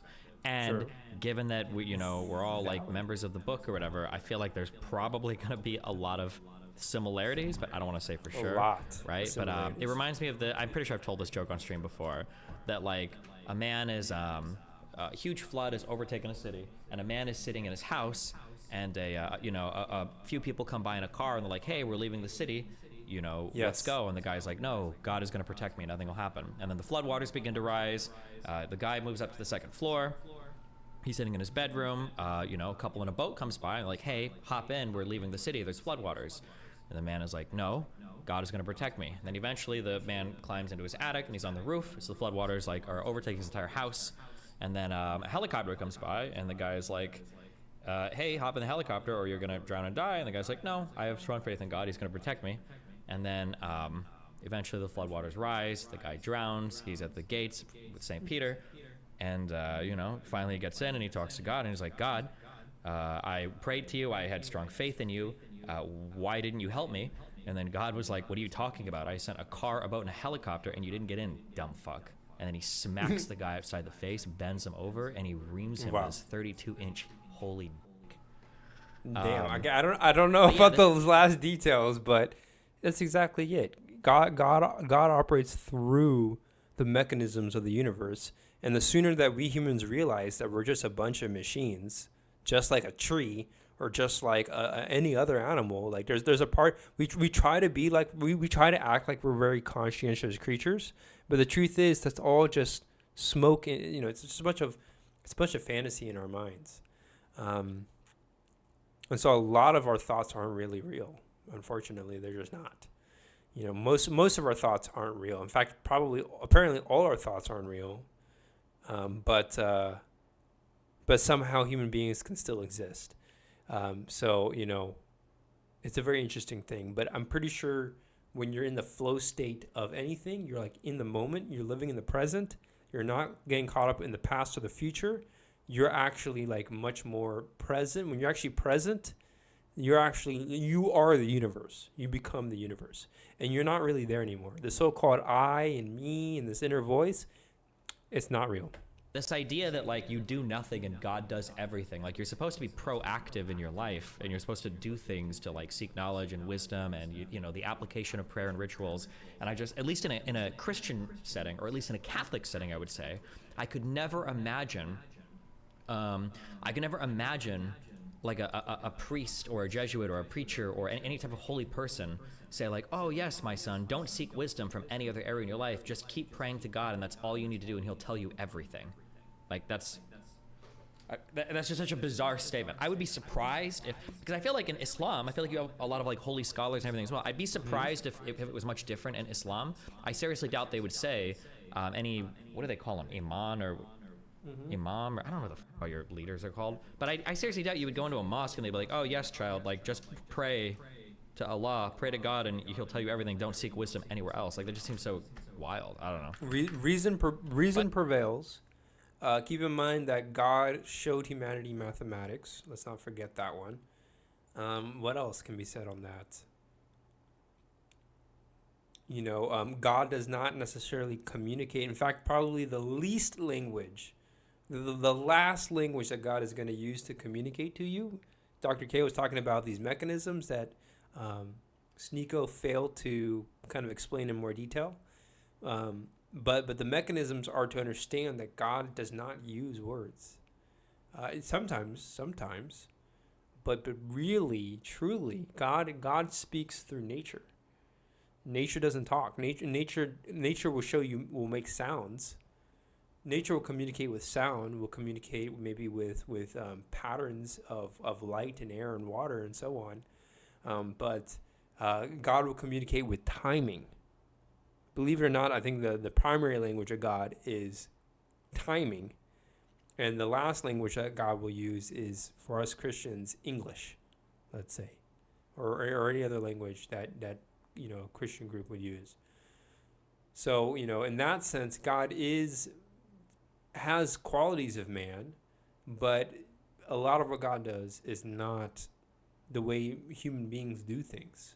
So you have to understand that in order to realize, you got to ask yourself the question, if you want to better explore this whole spirituality thing, how does God communicate?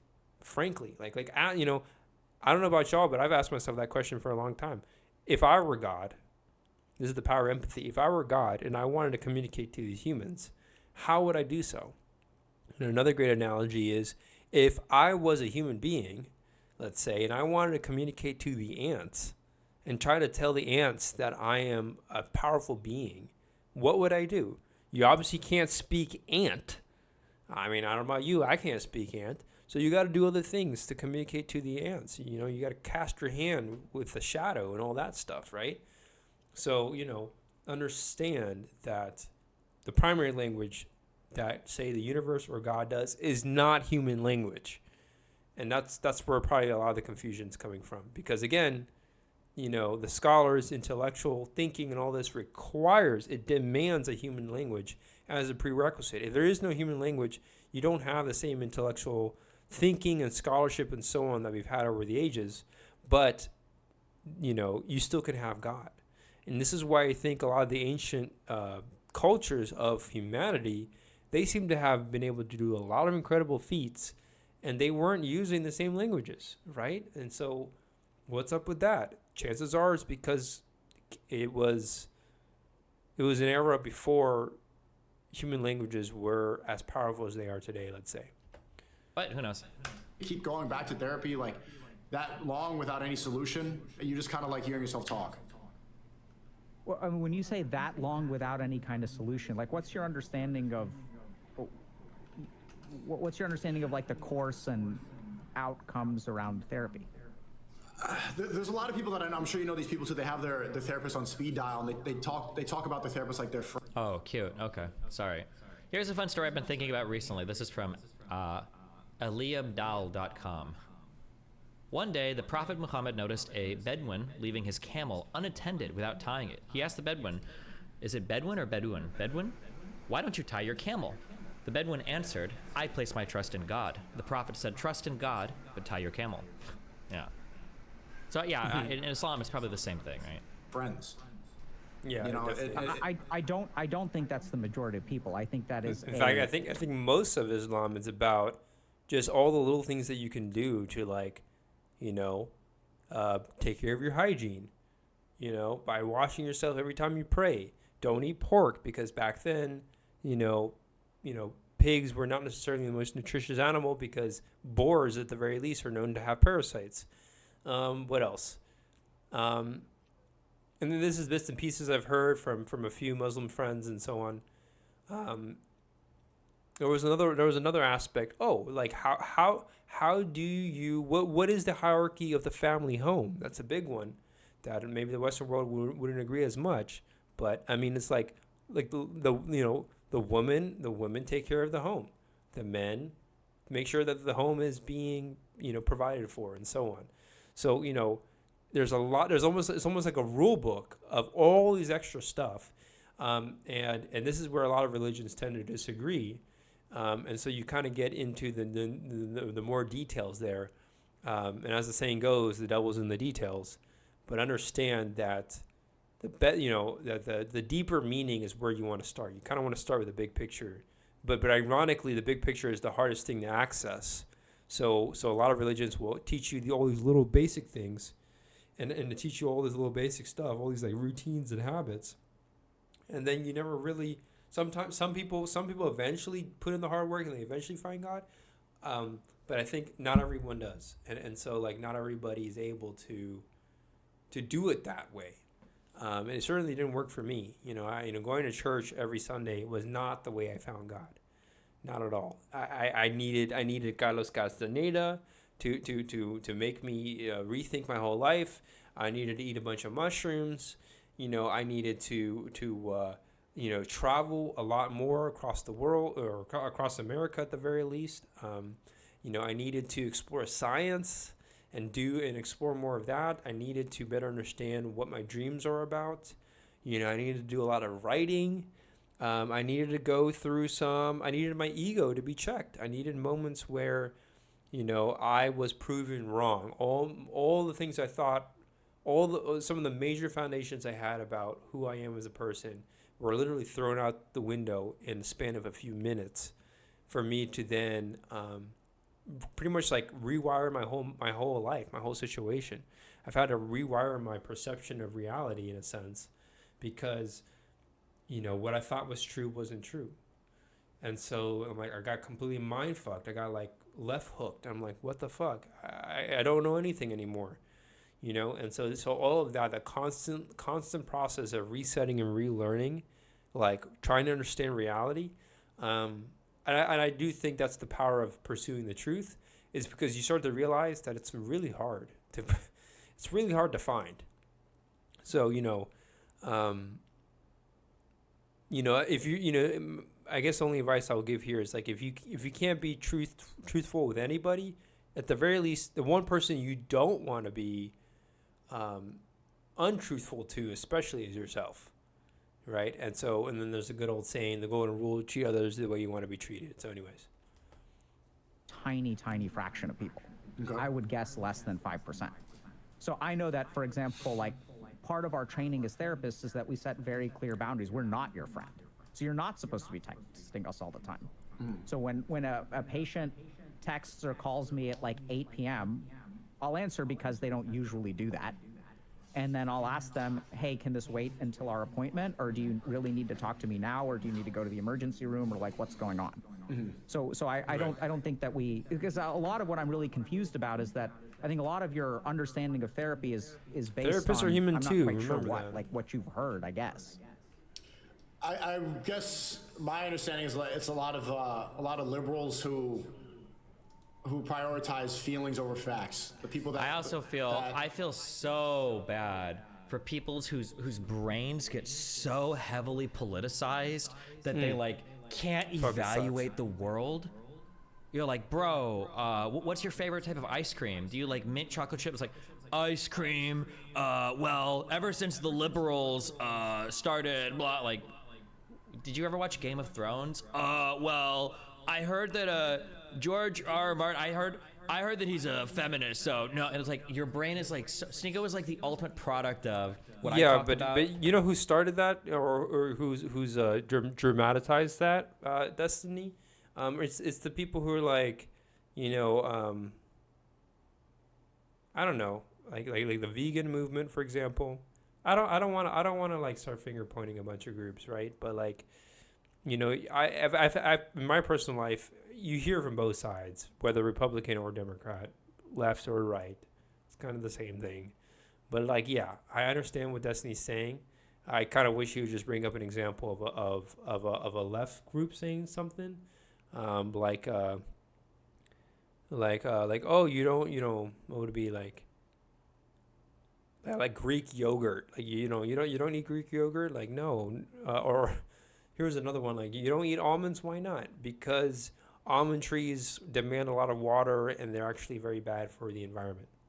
Pretty much anything about environmentalism has been like a big deal, right? And so anyways, I just wish Destiny would bring up examples from both sides, but I understand that he's liberal, he got a little bit more bias there, but in my experience, I've gotten more of that whole thing of being politicized, myself included, from the left, not from the right. Anyways, I think like a year or two ago, where it feels like everything today is then again, I grew up in a blue state, so politicized. Like every single thing is fucking politicized. You can't have a normal conversation about anything without people like invoking politics. I was like, oh my god, actual bot behavior. Yeah. I also now let me speak about like the 10 Commandments and all this. Again, the 10 Commandments is just a rule set. That's not where you want to start. So don't feel guilty if you can't follow the 10 Commandments. but because that's how the devil will get you, apparently. But I definitely, I will say it. I do have an issue when people speak the Lord's name in vain, because I know it's bad juju. I know for a fact it's bad juju. You're just asking for bad karma when you basically curse, use God's name in a negative way. So when he says like, oh my God, it's like, for me, it kind of just scares me out, because I'm like, fuck, he's about to piss off God again, and like, here we go, God's about to fucking throw lightning bolts, and anyways. I don't think that they're basing. And by the way, I do have fear, and it is fear of God. I'll tell you what. If you want to know more about that, check out my story about my psychedelic experience. In reality, I think that somewhere in the channel. They like trivializing their lives, and they're just not that interesting, and they want to make it more interesting by making up problems and unpacking everything. Where does that? Where do you get that? Any of this, yeah. Right. So like, for example, you said that they're like interested in feelings instead of facts. So like, I know where do you get that impression? Ben Shapiro. Because he gets it from the fact that there's been a lot of arguments made by liberals recently that are not the most rational arguments, unfortunately. And it's gotten so bad that, like, take for example the issues with the border, U.S. Mexico border. Here's a political one example, and it's like, save the refugees. Look at how the government is putting these refugees in jail, almost like these concentration camps and all this. And it's like, yeah, that's valid until you realize, oh, wait a minute. There's a lot of fucking violence going on out there. Some of these refugees, it's probably worse for them to be undocumented in the United States than to actually be documented, because then their employment options are a lot more difficult. Then they get to work. They have no choice but to work for a farm where they're getting paid only a few cents or a few dollars an hour because they're working illegally. And so they actually lose the legal rights of having American citizenship that can help them from being abused by any corrupt authority outside of the government. And so this is that would be an example in which I would argue that the good intentions of the liberals of liberal ideas have actually fallen short of the reality of what's happening, in the region itself. And so that's another example. Israel, Palestine, that's a whole can of worms, right? But you shouldn't, even if you don't agree with Israel's the way that they're handling, their geopolitics. The solution is not okay then to ignore the groups that are saying death to Israel, or death. That's not okay. Or another great example is during the last elections. At least in my social circles that I affiliated with before, since they were watching the news, they heard about like the January 6th event that happened, at the Capitol. But like people were very much ready to deny the violence that Antifa was doing, where they were throwing Molotovs on vehicles, So, again, here's the best way to look at it. I learned this from Neil deGrasse Tyson, great, very, very, very, very charming physicist with a big ego. But he says it very well. If an argument can't be settled in 5 minutes, chances are both sides are wrong. And I feel like when it comes to all these political issues and social issues, if you can't settle the debate in 5 minutes, then yeah, chances are both sides are wrong. In other words, the truth is somewhere in the middle, or something else that I've learned, and I've refused to believe this one for a while, but there's always two sides of every story, or something like that. And that's just like the human error of human beings, right? And then the nature of gossip and the game of telephone, right? And just communication barriers, really, is what it boils down to. I'm confused by that. And also access to information. For example, because you're drawing a lot of access to truthful, accurate data. How about that? conclusive statements.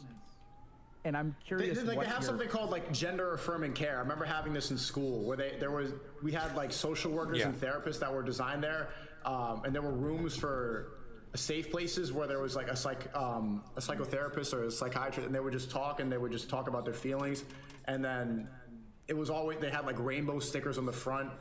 And all these people that ended up becoming transgender or becoming gender fluid, they were always constantly in therapy. Or like, I went to school with a bunch of depressed kids, kids who thought they were depressed. All these kids were on SSRIs. They were all, like I said, they were anxious. They were constantly popping pills. And they all had the same political ideology. It was sort of like centered around the fact that weakness is okay. They didn't see strength as a virtue. They saw weakness as something to lean into. How do you know that what they saw? I'm confused. Like, how do you know what they see? I mean, by talking to them. I mean, I guess I can't. I don't. But talking to them all the time. To see, like, the people that were constantly going to therapy in my school were the gender fluid people. The people that didn't believe in it, and the people that were like on a different political idea, like they were the ones playing sports, working out constantly, and who were like trying to build something. Okay. So I'm sort of seeing like there's that just the way that you're viewing things is that there's a lot of like correlations. Yeah. So going to therapy is correlated. He's being scientific. Correlation, by the way, is like. It just means that those two phenomenon are like related to one another. It doesn't mean that one caused the other. So take, for example, cold air is correlated to wintertime, but cold air does not cause the wintertime necessarily. Correlated with that's all I can think of. Liberalism and ideology is correlated both of those with are very not important. exercising is correlated with not doing things. Yep. Inaction. Let me just think about that. I'm surprised that Dr. K doesn't. Why are we having this conversation? Yeah, there you go. Because maybe I'm wrong. Maybe my way of thinking is incorrect. I think it's pretty polarizing. When I talk about this, it upsets a lot of people. So maybe my worldview was wrong, and maybe yours is right. And maybe therapy is necessary. Maybe I need it. What do you think? I believe. The reason I believe what I believe is because I think I'm right. Okay. So that's what's so interesting. So here's my experience of this conversation. So you say things in ways that are very polemic. So like polar. Yes. So you say things in a way that invites me to argue with you and try to prove you wrong. Yeah. Like just the statements that you make. And I can see why people the way Sneako rubs his eyebrows. He knows he's a fuckboy. Yeah. Like just the statements that you make. And I can see why people are like inflamed by that. And if I don't try really hard to catch myself. This is why I have a little respect for Sneako on this one, because he's working on self-awareness. Good for you, sir. Then I would give you a kiss. Start arguing with you. Right. Why are you smiling right now? Because you're right. Because you're completely right. Because he's That's right. just my way. People tell me that quite a bit. I have like an argumentative style of speaking. That's not the question that I asked. I asked, why are you smiling? I'm smiling because you're right. So what is the correlation with me being right and you smiling? That in 20 minutes you picked up on what my friends and family have been saying for years. Okay. And when I pick up on something that your friends and family have been saying for years, so that's just like a fact, right? Like I picked up on it. Yes. But you have a reaction. Dude, that's his calling card. That's what made him famous and all this, is that he loves to that's a classic tactic. You say things to get people a little triggered so that you can, get attention. Personally, I think the things I say, I don't intend to actually trigger people. But it's very interesting when people really think that like that was my intention, was to get them triggered. But sometimes it's like, no, this is just what I believe in, and you just happen to be very sensitive to what I had to say. So I found that experience to be super interesting. Is how things that I thought weren't even that crazy to say. People were like, "Whoa, maybe that's the autism or whatever." But anyways, To that, which is that you're smiling. Right. It's that reaction. but see, I don't know if I'm autistic. I mean, I like the emotional intelligence that Sneako has. The fact that I'm able to pick up on this stuff. I mean, I guess I'm an empath. I'm an autistic empath or something like that. But Sneako's smiling because he knows he play games. That's why he's smiling. And Dr. K just got a little snipe shot on him. And he I feel like he's been seen, and it's always good to be seen. When someone sees you for who you really are, you feel like they know who you are, and it feels good when someone knows who you really are. It's really good. It's really a very good feeling. It makes you feel connected, actually. Emotion. It's awesome. Yes. I love That's it. what the I love what reaction I'm is. seeing. Yes. What's the emotion? You gotta say emotion, that, like, that's what we saw in Avatar. It's like, I see you. I mean, they overused it in the film, but it's like, I see you. That's what it is.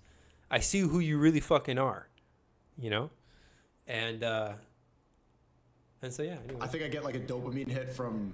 Yeah. I like. Dopamine's not an emotion. What's up? Dopamine's not an emotion. Right? So What's the emotion? laughter. Laughter. Laughter's I'm not trying to make you sound stupid here, but laughter's not an action. So let's think about it. What's the Not emotion? an emotion. Dr. K is being Laughter's real the science. expression. Dr. K is the one right now pulling out the hard science. I'll tell you what. He's pulling out the hard psychology science, and he ain't playing around, Dr. K. Dr. K is about to put this guy back through school, okay? You're not getting any more smiles from Dr. K no more. That's for sure. He's getting real serious. Yeah. Okay. Right? There we go. So, like, how do you understand that? Like, here I am noticing something about you, and your reaction is joy. Oh, because that was such a cute. Oh, that was so cute. How that all wrapped. I don't know if he's going to go this way. I might be making an assumption, right? But at the end of the day, an emotion is elicited from Sneako, right? Not the dopamine, not the wrecking, blah, blah, blah. Like joy, because it was a human person, not God. It was a human person in a conversation that recognized something, and it elicited a response from Sneako. I think that's where he's going with this. Or I hope that's where he's going. That is God. That's the love, people. whole God is conversation love. Is like wrapped in a super neat bow from here on out to establish God that is point. love. Okay. If you really want to understand what God is real love. No bullshit. God is real love. Okay? You can't fake it. Can't fake that kind of love. Okay. And by the way, love is supposed to be like a good thing. It's not meant to make you feel like shit. So when someone tells you that they love you but they make you feel like shit, you gotta be. In fact, Jesse Lee Peterson makes the claim that the only being that is capable of love is God. All us humans, we can lust, we can feel all these emotions, we can desire, we can do all this stuff. But the only being that really loves is God itself. Himself, herself, whatever God is. And then when it comes to that whole thing of God operating through people, well, then you get a taste of God's love from another person, from another being. Could be from another animal. It doesn't have to be just human, right? You get a love from another being, right? So know that. I like connecting with people. I for example, today I got love from deer. Yeah. Oh, Right? Isn't yeah, that with feel people. Yes. Good. Yeah. Is this weakness? Is what we're doing weakness? Nope. No. But Is I it also, strength? It's a strength. No, it's just a conversation. Like this is similar to most. Yeah. Okay. Right. So I think it's neither Sneako's about to be weakness nor proven wrong. It's Yeah. just we're connecting. Yeah. Yeah, we're connected. Feels good to connect. Yeah. Yeah, it does. Yeah. Look at those Does it make smiles. us weak to connect? No. Does it make us strong to connect? Neither. Yeah, it does. Yeah, it does. Yeah, it I'm does. not Yeah, it does. emotional. Whoa, whoa, whoa, whoa, whoa, whoa, whoa! How? What's so? Because you're stronger in groups.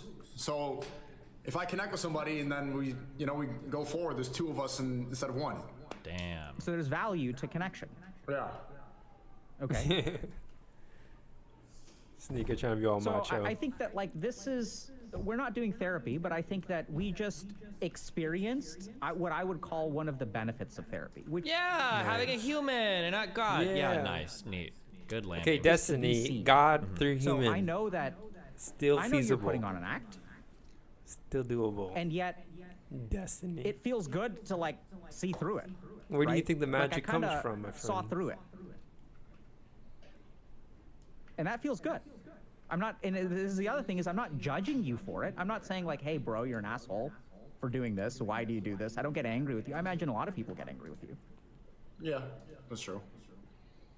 and that must be tough for you. Or maybe we can talk about.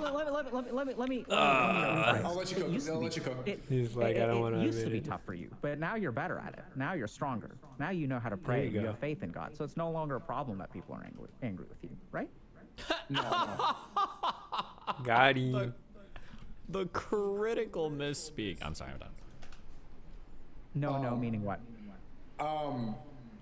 Also, the kind of reason I laugh, I kind of like, I like making people react. I like even if it's laughter, I have the same sort of reaction to when people get upset. I like being able to say stuff and then people go, huh? Or laugh, or like, I like Nice. having an effect on people. Yeah, he likes the reaction. Yeah. So like when I say like a racial slur and then people, huh? Like that's really fun for me. How do you understand? So first of all, is that common for It's, many it's, it's, people? it's like a dirty pleasure of his to troll I people. don't think it's as common as, no, I don't think it's that common. Yeah, I'd agree. Maybe everyone likes it a Very little common bit. among, A little, But I not like boys. it more than most people, yeah. And How girls. do you Are you understand kidding that? me? I don't know, People- it's just people always be been that way. playing- It's always been that way. Messing with you. Are you Kidding me? interested in understanding it? Yes. That's basically borderline sociopathic, psychopathic, Okay, whatever. so but yeah, what? That's what it is. What's that expression? And by the way, when people get pleasure from inflicting pain onto others, let's say, you know, and to any capacity, it just means that they are that they don't have they're disconnected from the source. They're disconnected from the source, and so the only way that they can tap into that source is through other human beings, because they haven't been able to tap into the source without him. So they almost become bullies. It's almost like a parasitic relationship, because they literally are feeding off of the life force of another person at the cost of that person's well-being. That person ends up being miserable when they're being bullied, made fun of, insulted, you name it. And the reason why is because that person that is doing all these things to get a reaction out of that person in order to get some pleasure from the world is because they haven't been able to get a sense of satisfaction from the source. And so that's what it is. The reason why evil people exist, and I don't even think maybe there are like super evil people, but I would argue that I'm kind of more of the I agree with Dante Alighieri, who wrote the Divine Comedy, which is including Dante's Inferno, probably the most famous of the three books. But there's also Purgatory, and there's also like Paradise. There's three books: Hell, Purgatory, and Paradise.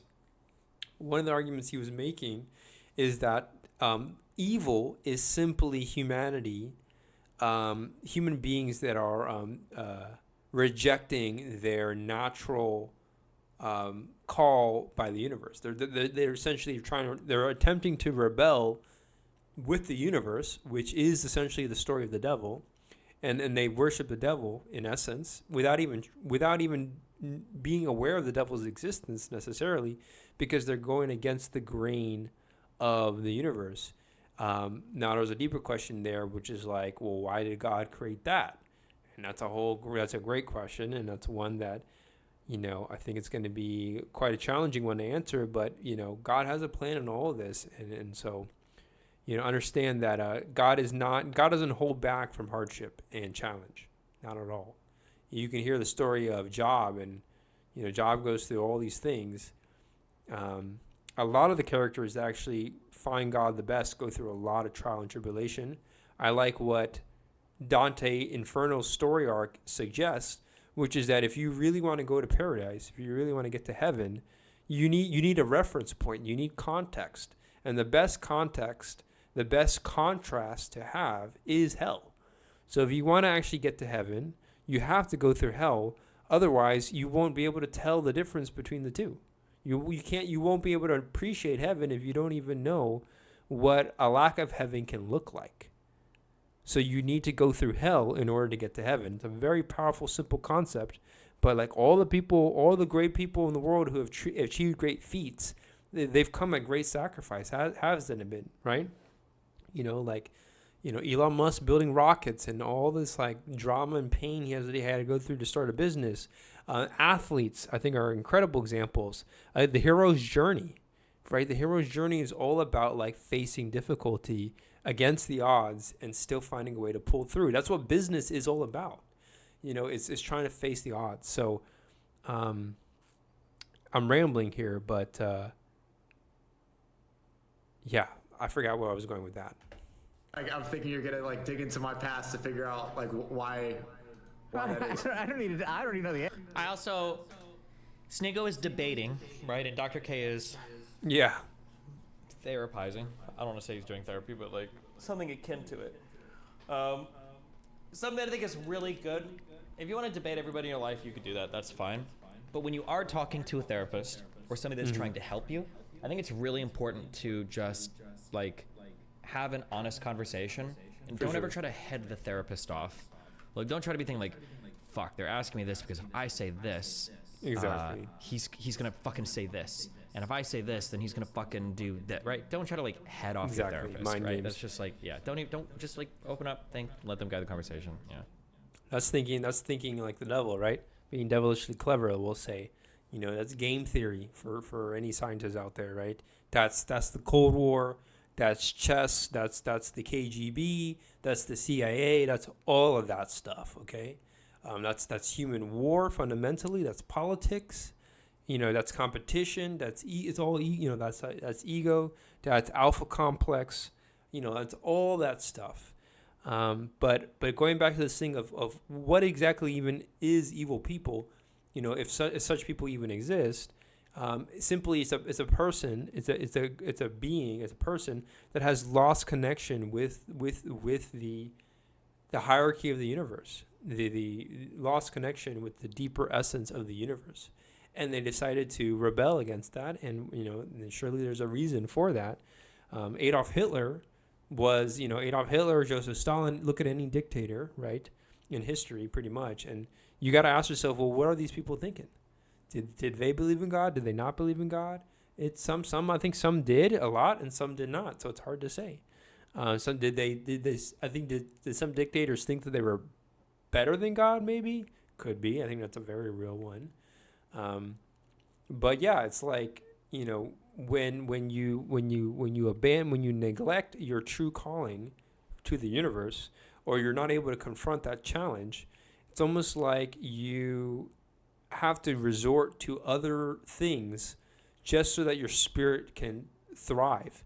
And it's the good old story of the hero who won the battle, saved the day, only then for decades later for them to become the evil dictator because they didn't have any more purpose in life. So they naturally got power hungry in the process because there was nothing else. There was nothing more. There was nothing deeper in the universe for them to tap into. There was besides the immediate gains of having power, right? And so that's a big thing. So that's the way I've come to understand it these days is a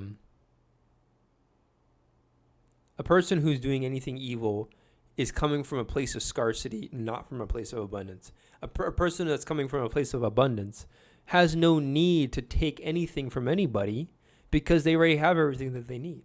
You know what I mean? Like, does that make sense?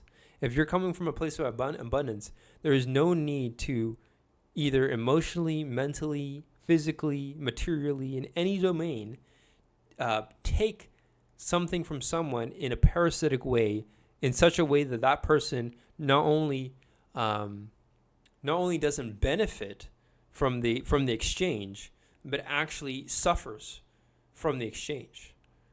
So, and I think the difference, if you're coming from a place of abundance, then what you do is you actually give or you do some kind of exchange and you're still able to provide greater abundance than before, right? And so in a way, you can almost think of it as like tapping into the creative power of the universe, which we could say is God, which is this infinite source of love.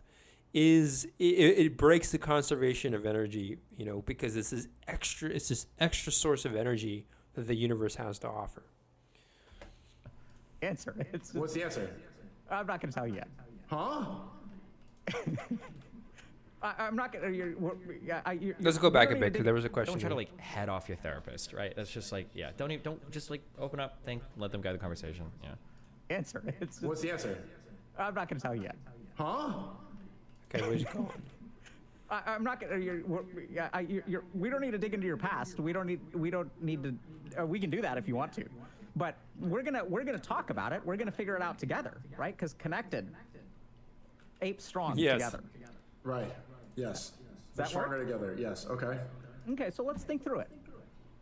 Right. So, and see, even the way that I'm talking to you is changing. So, what have you noticed that I'm changing? Yeah, we have more defense mechanisms, and now they're dropping. Oh, okay, interesting. Yeah, so you know what I'm doing to drop your defense mechanisms? You're saying things to make me feel welcomed and like you're understanding. Yeah, and what am I saying to you to make you feel welcome? It's everything. Oh my God, Sneako, you're so great. No, I love you. Like, I'm not, right? No. What I'm actually doing is I know the answer, you don't, and I'm not going to tell you. Nya, nya, nya, nya, nya. Right. And somehow, like, you feel welcome with that. Like, let's play, like, we're playing a game. You feel it? Well, because everybody likes talking about themselves, and that you told me that you're going to talk more about me in the future, and that's like everyone's favorite topic. Is it your favorite topic? No. No, yeah, I don't think it's everyone's favorite topic. Maybe I That just would make lied. us I don't know. narcissistic. Yeah. Right? Yeah. No, but I think it's like, I think human beings like to understand themselves. I don't think that's unusual. Self-awareness. Yes.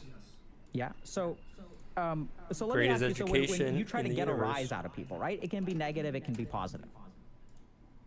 Yes. Okay. There, so let that me should ask be you, that should be like I gotta put that on a T-shirt at some point. Maybe that I've been coming up with T-shirt ideas, by the way. I think I'm gonna write that one down. Which is what? What was that one again? Oh yeah, here it is. You ready for this? It was self-awareness, the greatest education that the universe has to offer. Something like that. Oh, did I mute? So when you get a rise from someone, I'm going to say that means that I'm relating to you. I'm noticing you. I'm acknowledging you. Is that fair? Yeah. So if you don't get a rise out of people, how do you feel? Inadequate. Yeah. And right? getting a rise doesn't just have to mean Damn, anger. son, you just went. Yeah, I know. But inadequate? Yeah. I'm surprised you got there that fast. Like you remember, like I remember standing in circles in school and stuff like that, and like there's like a group of people talking, and then you say a joke and then nobody reacts, or like you just say something and like that, like am I here? Like did anybody just hear what I said? Or, like am I invisible? And then someone repeats the joke louder, and then they all get a laugh. Like, what the? Yeah, that shit sucks. Yeah, right. So you feel invisible unless you get noticed. And so like, you sure? Right. Your words. I mean, I use the word notice, but you use the word invisible. Yeah. So now let's like kind of think about it, right? So now like there's a guy who goes out of his way, because fucking A, we're gonna notice you, Sneako. Right? You're gonna make sure of that. Right. Right? And you kind of come out charging, and we'll see if you flip back into that mode later. Okay. But we'll see what your tolerance of vulnerability is. Yes. Maybe Because see, Dr. K is getting into like the nature of Sneako, and that comes from trauma. So, and trauma is trauma, right? Okay, wait, real quick. Am I missing? That's usually what makes people evil, by the way. Is trauma. I feel like my apartment is gonna collapse. Is there a way to pull stuff out of my bastion? Like if I've got all these resources up here, is there a way to like ferry them out and like deliver them to other places, or no? But I think you're okay with this because I think you like to be seen. I think you're actually more okay with being vulnerable than you give yourself credit for. Yeah, I agree. Right, but believe I think so. the biggest issue and what I noticed in Mecca was that, yes, that's true, but doing it for the right reasons. Like, I think it's okay to say a racial slur and, if someone gets upset because my intentions are pure. It's just like, it's funny to me and it's funny to people who get it. But also the fact that if I do have eyes, that I'm putting out the right message and that I'm influencing in the right way. That it's not just like clamoring symbols like a loud monkey, or getting, there's some people that just turned it into a giant clown show, that I'm doing something right. And that every time I speak that there is something positive coming out of it. Sure. So it sounds like is this the first time you went to Mecca? Yes. Just came back. Yeah. And it sounds like it was quite a powerful experience for you. It was the most powerful. I haven't even fully talked about it yet. Yeah, it was like one of the most. It was the best experience of my life.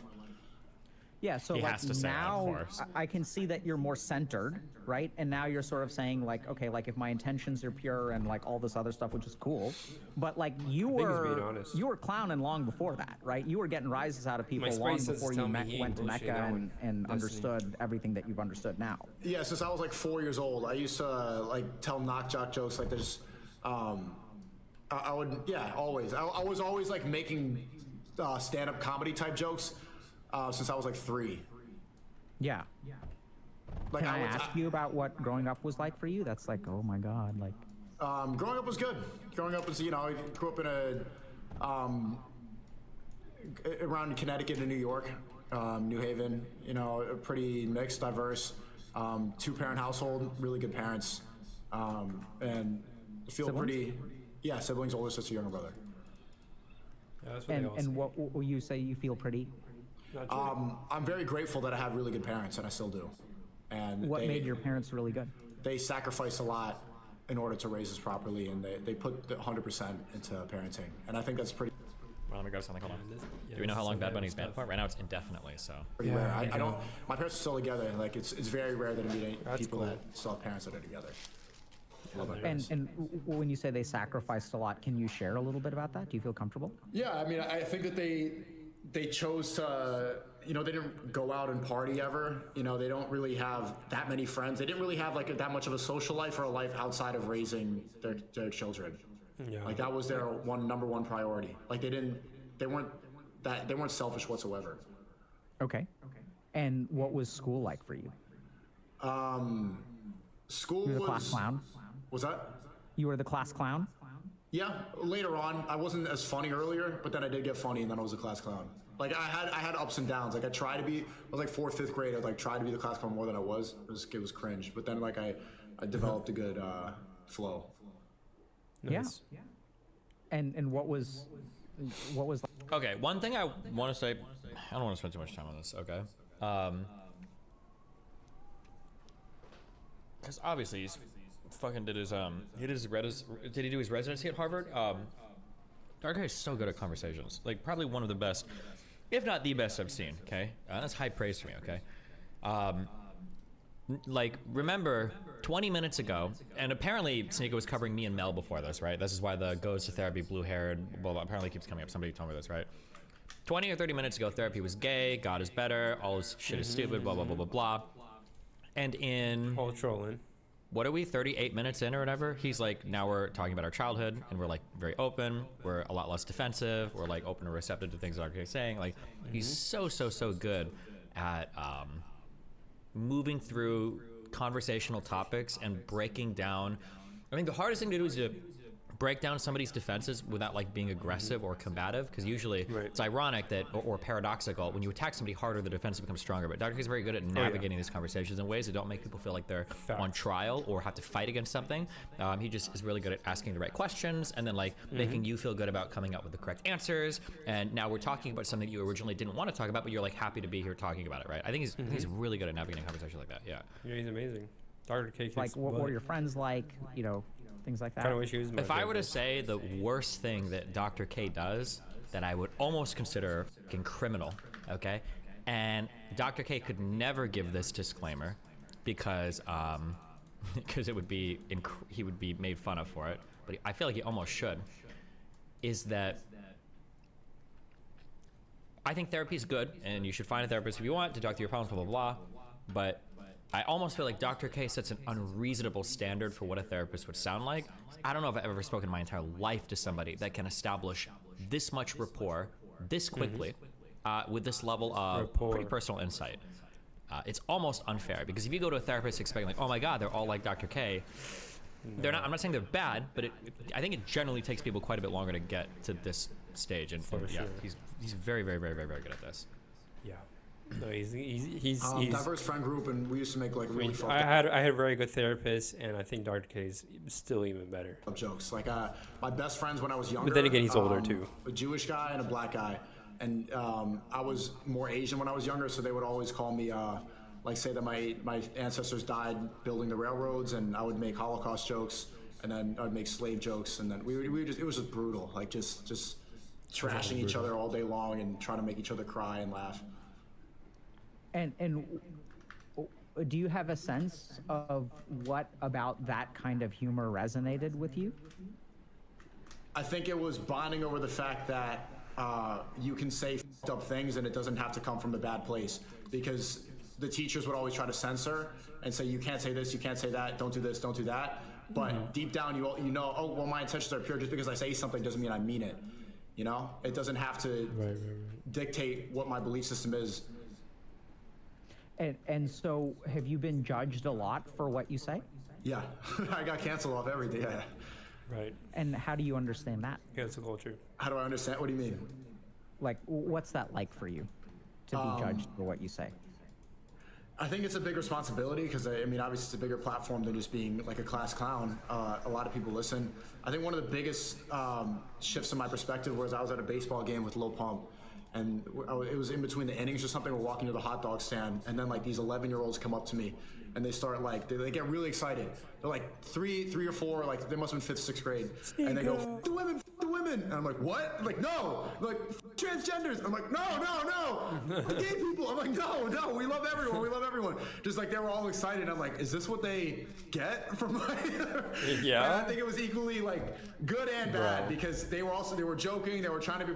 They literally like reminded me exactly of how I was at 10, 11 years old. And it looks bad because it's on camera because people are like, this is what he's making them believe. Like, this is not what they believe. It's just something that adolescent boys all kind of go through. And I think it's good.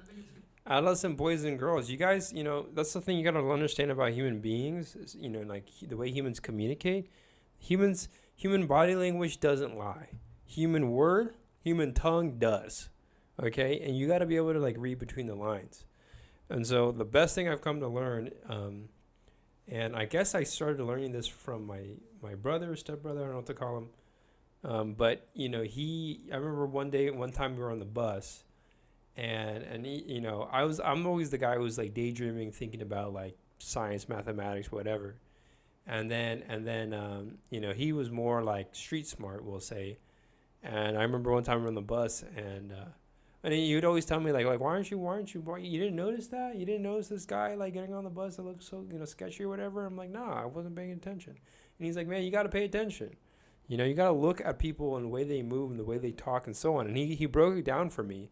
And I think from that day onwards, I made it my homework assignment to learn how to understand people's body language. And speaking to someone who would never in a million years would have wanted to get into it, I've actually become really good at it, understanding people's body language. And so all you got to do is observe. You just got to observe and notice all the details. And it's one of those things where you can't really bullshit the process, right? You got to have some mechanism or some way to measure your truth, we'll call it. You know, measure your ability to process, you know, the behaviors. And so, you know, that's very important to understand when it comes to social situations, is you got to understand how people actually communicate. And a lot of people are not going to be straight with you. That's just a fact. Having said that, their body language and their like energy and so on tends to be very honest. Even if they got some agenda or whatever, you know, if you just pay attention to the what they're actually trying to do, and if you also follow the logic of what they're trying to do, even people who aren't speaking straight with you, you know, you can still make sense of their behavior. You know, if you look at their intention and you look at what would drive them behind that intention.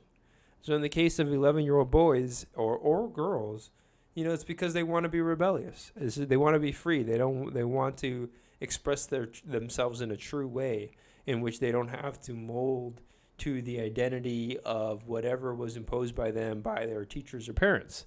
And if you're able to kind of understand that, you're like, oh, okay, well, of course they're going to lie. Of course they're going to talk. Of course they're going to talk shit. Of course they're going to flex. They're going to try to flex to get him, why would a dude be so, why would an Andrew Tate be so obnoxious and so whatever? It's because it works, because he gets the attention of certain girls that he likes.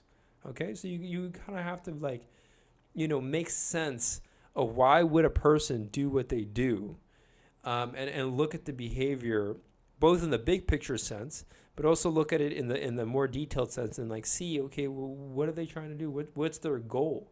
And I really think that the easiest tool in all of this is empathy. I learned this from To Kill a Mockingbird, which is a great book. And I remember there was one thing where this girl was talking about, she was imagining trying to step into the shoes of this albino kid that lived on their block, and she was just trying to imagine what would it be like to be this kid who was like this guy who was locked up in a house all day long. They would never come out of the house. And so, it's one of those things where, if you're able to actually step into the other person's shoes, almost immediately, and actually, all the information you have is truthful and accurate. All the information you have is reliable.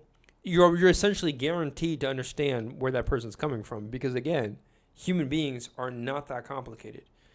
I should say this: they are extremely complicated, but they're not complicated to the point of beyond comprehension.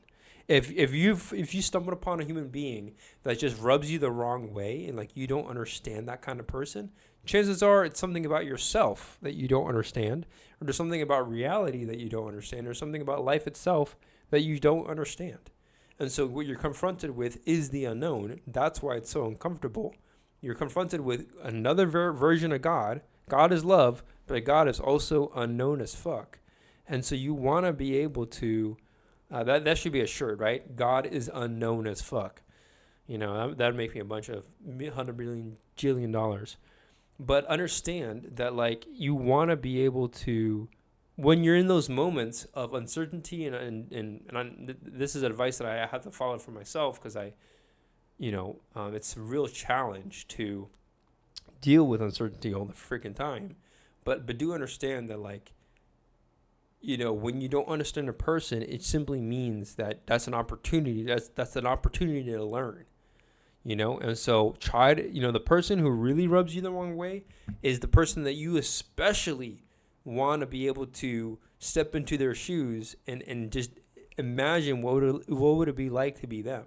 And the more you're able to master that ability, it's a lot harder to hate people. I can tell you that much, because, you're like, oh, that person isn't an asshole. Their dad was an alcoholic. That's why they fucking suck, And you're able to make sense of things. So again, I'll stop there.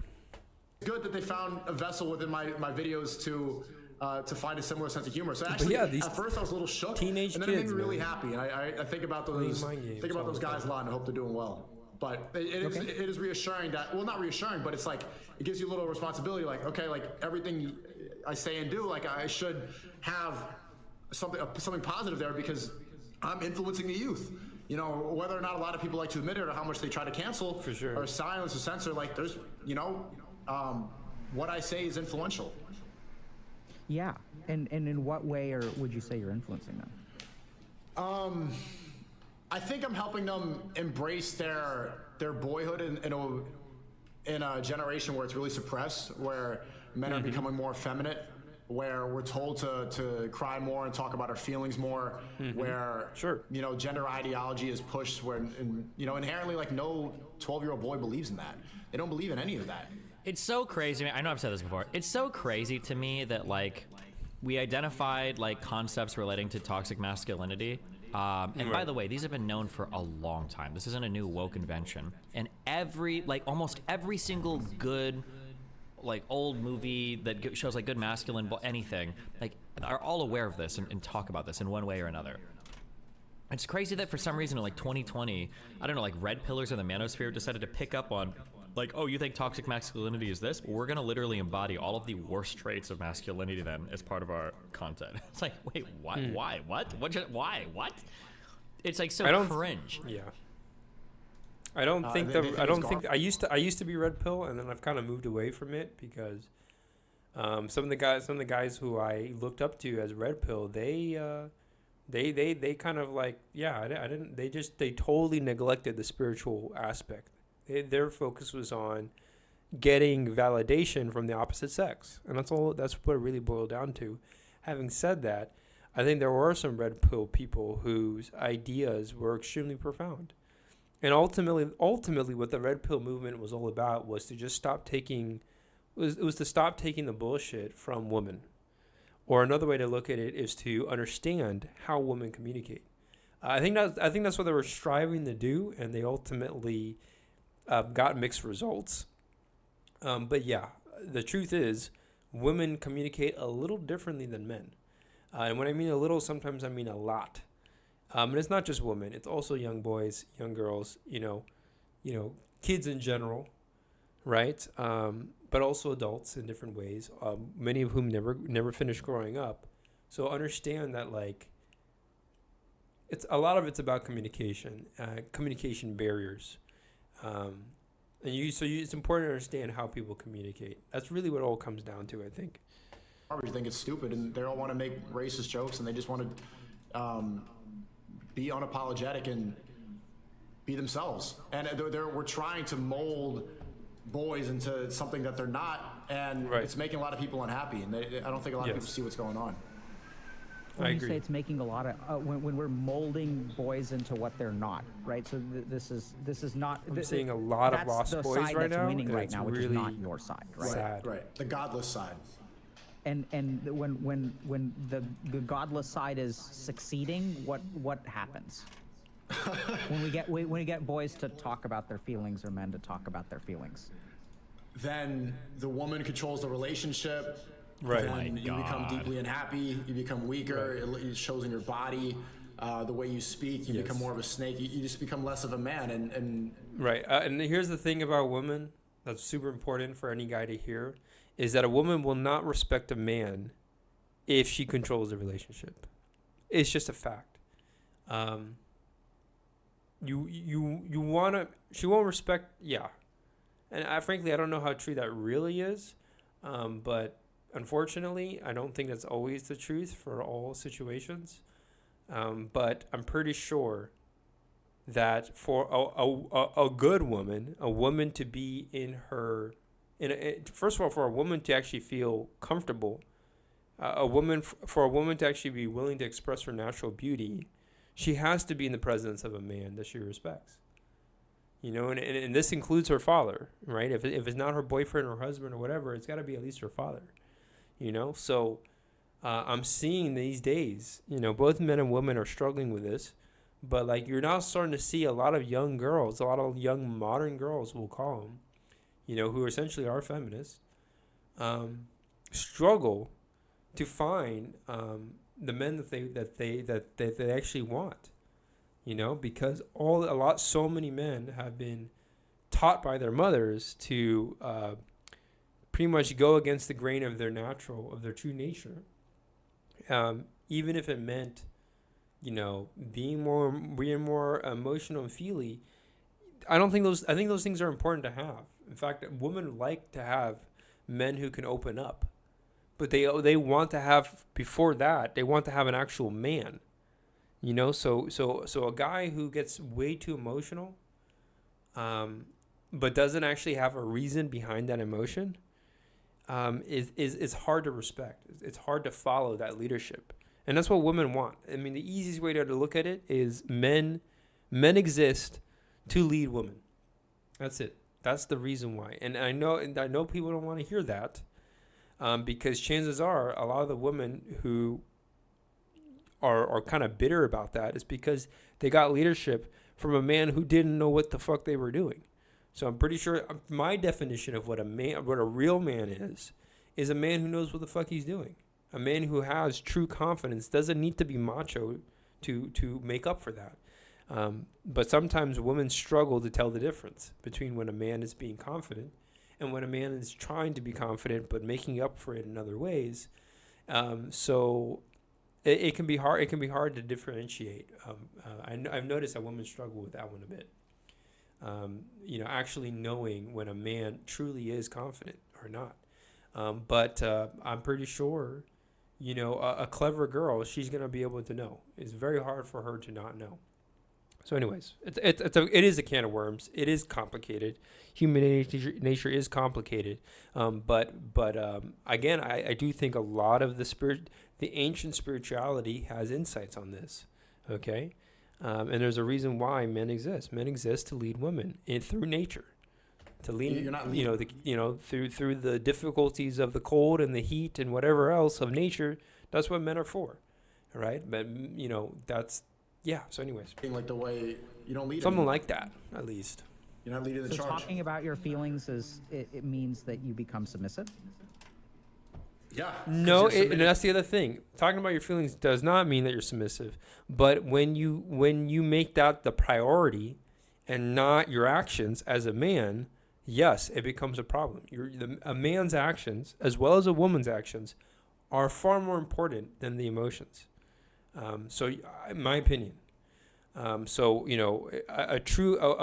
easiest way for a man to express their true love is through their actions, not necessarily through their words. Anyways, to a person instead of to God, and that goes for both men and women. You opening up in that vulnerable it's not way, unique to men. To that extent. Yes. Okay. So if we're not supposed to talk about our feelings, what are we supposed to do with them? I think there's better, I think joking is a way. There's better ways to talk about your feelings rather than crying in front of a therapist. I think stand-up comedians, for example, are all fucked up. The best stand-up comedians have all this trauma. Men can be as emotional as they want, as long as they're fucking, strong. As long as they have good spirit and they know what the fuck they're doing, you can really be whatever you want. And that woman, she's going to be there for you every step of the way. But that's only if you really are doing what you got to do to kick ass, And so a man who's either in total fear to the point of paralysis, a man who isn't trying to better themselves, isn't trying to conquer nature, conquer their own nature. We'll start with that. A woman has the utmost admiration for a man who is able to conquer his own nature. It is the biggest turn on by far, because she knows that if she loses herself when she's, say, pregnant with that man's child, that even if she becomes unconscious, she will be safe. And stuff like that, and so will the child. Put that into their craft, and I think that's a really effective way of turning trauma, turning problems into something that's positive. They're spreading laughter. All of them, if you go to a stand-up comedy show, I used to do it a lot when I was in New York, and then COVID happened. I was standing there, and these people are just talking about their parents and their drug addictions and their relationships, and and then they find a way to make fun of it instead of feel bad about it. They just kind of make light of it, and it's therapeutic to be able to share that information with strangers and then laugh about it, and then you feel better after because you're not bottling it down. But even then, you don't just need to do it in stand-up comedy. Sometimes you'll see the super jack guy in the gym, and he's deadlifting 400 pounds. That used to be me. And you're kind of all that whatever's going on, you're letting it out in the gym. Mm-hmm. Or when I'm sparring too, sometimes you get into a mode where you're angry and you're thinking about something that happened, what happened at work, and you just you let it out there, and afterwards you shake hands with the person. You might have a bloody nose. He might have hit you too, and in that moment, now you're stronger.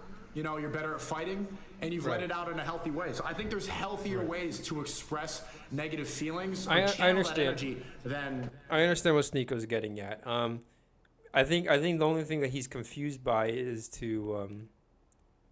I think his whole thing. I think what he's trying to get at essentially is the fact that the best way for a man to be emotional is to use that emotion productively. That's probably the best way to look at it. Don't just be emotional for the sake of being emotional. Use your emotion as fuel to better yourself as a man. And that's actually what the red pill community kind of started off with, was meant to encourage men to be like Neo and like to wake up from the false reality that they were living in, and to instead come back into that reality and be the hero, you know? So that's what the red pill comes from. It comes from the film The Matrix. So I don't think the movement was inherently wrong, but maybe along the way, they basically just became the male counterpart of feminists. You know, they kind of like, they were kind of at odds with the opposite sex for different reasons. But ultimately, you realize that a lot of, if you're gonna date a bunch of hoes, you're gonna be a hoe. Whoever you have sex with is gonna be who you kind of more or less think like. So if you have sex with hoes, guess what, dude? You're gonna be like a hoe. You're gonna think like a hoe. Okay, and a hoe is thinking real toxic. She's got a lot of toxic energy in her. That's why she's hoeing around. So, using sex as a drug as opposed to being this sacred experience that you're supposed to have with a person. Instead, they're just using it like smoking weed. You know what I mean? So, and even then, smoking weed should be treated sacred, frankly. So like understand that, a lot of what happened to the red pill movement was because a lot of these dudes who were kicking ass, making the $1 million, getting the fancy cars, attracting the most beautiful woman on planet Earth, also happened to be sleeping around a little too much. This is my opinion. And when you sleep around too much, it starts to affect your well-being overall. It starts to wear down your spirit. So, not to say that you can't be an incredible person who does sleep around. I think it's very possible, but it is not. It's not just about like a body count. It's not just about having sex with hot people. The best sex in town, folks, is the spiritual sex.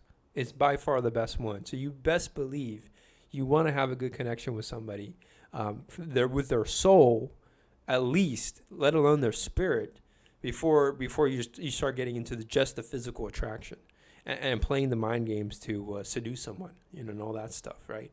Seduction is a very powerful and useful tool, but I would say that it is manipulative if you really don't care about that person. But if you really have that spiritual connection with that person, seduction is like flirtation is amazing. It's fun to do.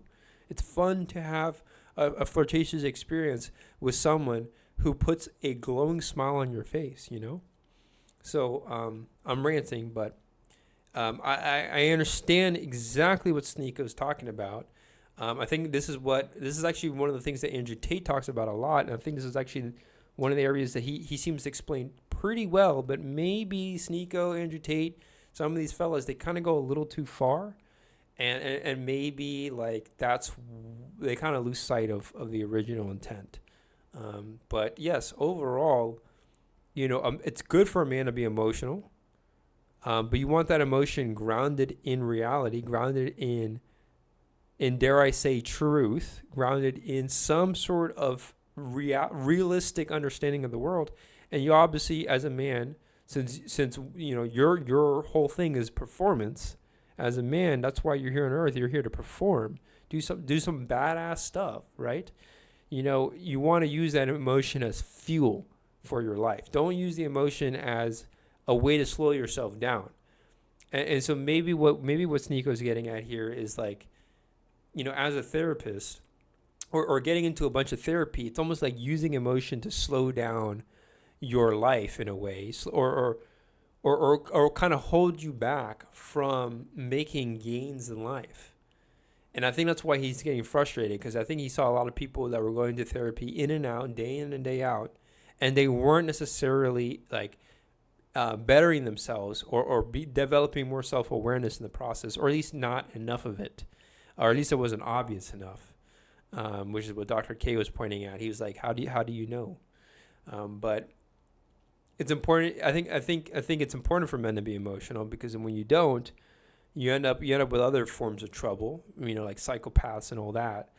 So it's good for a man to be emotional, but you want that emotion to be fuel. Use it as a power source. Don't use it as a way to get out of a tough situation or to avoid a deeper reality of your life. because then you're going to be entering the domain of the feminine, right? The feminine domain is very different than the masculine domain. The masculine domain is more physical in nature, it would seem. The feminine domain is more abstract, I think. And I'm beginning to believe that as humanity evolves, we're actually beginning to explore a lot of the feminine domain. Why? Because we're not so constrained by the physical domain as before. We're not dying of the cold as much. We're not dying of disease as much. Women have, all these, have a lot of things to help them with giving birth, helping them when they go through puberty. The hygiene of the world has improved a lot with the development of plumbing and toilets. So the physical hardships are still tough, are always going to be there because men built so much of society. But society needs to be maintained and upkept and all these other things. So there's still a role for men to play to keep what we have going. Let's not take what we have in this world right now for granted, and let's not throw it out the world. I mean, you can. America is, and a lot of first world countries are kind of struggling with this a bit, but third world countries, I think, have a better understanding of what does it mean to have that masculine presence, because there's a lot of immediate danger in the world. So yes, men have had a little bit more difficulty into finding a purpose in life in the last few decades in America, but I think right now we're seeing a comeback. We're seeing a course correction.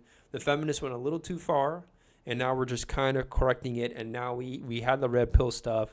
That was maybe a little too much of a correction for a correction. And so now you've got I think we have a stronger America than ever before, is what I'm trying to say. Let's continue. Therapy. Okay. Can I think for a second? Yeah. And not just America, questions for me, by the way? all nationalities in the world. Have I changed your mind on anything? Stronger China than ever No. before. Stronger India. Okay. Stronger France. Stronger. How long have you been Eventually, doing stronger Russia too. We're working on that. Can I ask you a question about that? this? Yeah. Are you under the impression that I don't already agree with you about most of what you're saying? I was under that change your- impression. I was under that Yeah. impression, yeah. I mean, is anything that I'm saying? Dr. K's asking these questions because he feels like, Sneako is being hostile. Has been in debate mode, as Destiny pointed out, while Dr. K has been trying to be in therapy mode. And so the questions he's asking is a way to de-escalate the situation. Because I was ranting about it too, right? So, for example, when you talk about well, let me just toss a couple things out. So I completely agree with you that I think comedy can be very therapeutic. I think exercise can be very therapeutic. I think prayer can be very therapeutic. I think we have tons of scientific studies that support all of those things. Nice. We actually know that those are all very effective ways to manage mental health. And I think the other things that we know are that it's not exclusive to that. And in fact, I would say the mind is probably the organ of the body that can benefit from the most diverse kinds of things, as well as the optimal function of the mind requires a diversity of different things to be healthy. The mind actually needs the most balanced diet out of every organ in our body. I think humor, for example, is a very well-documented defense mechanism. When I have patients that I work with, we oftentimes, with the male patients, I will make dick jokes, and we will talk about making dick jokes. And we will even do it very intentionally. And so after we go into a deep part of therapy where we're talking about something... Body language, folks. You see how Sneako is right now? He's got his hands crossed like that, kind of like in a psych ward, because he knows that he's a wild boy, right? He's a wild guy, wild ideas, a lot of things to say.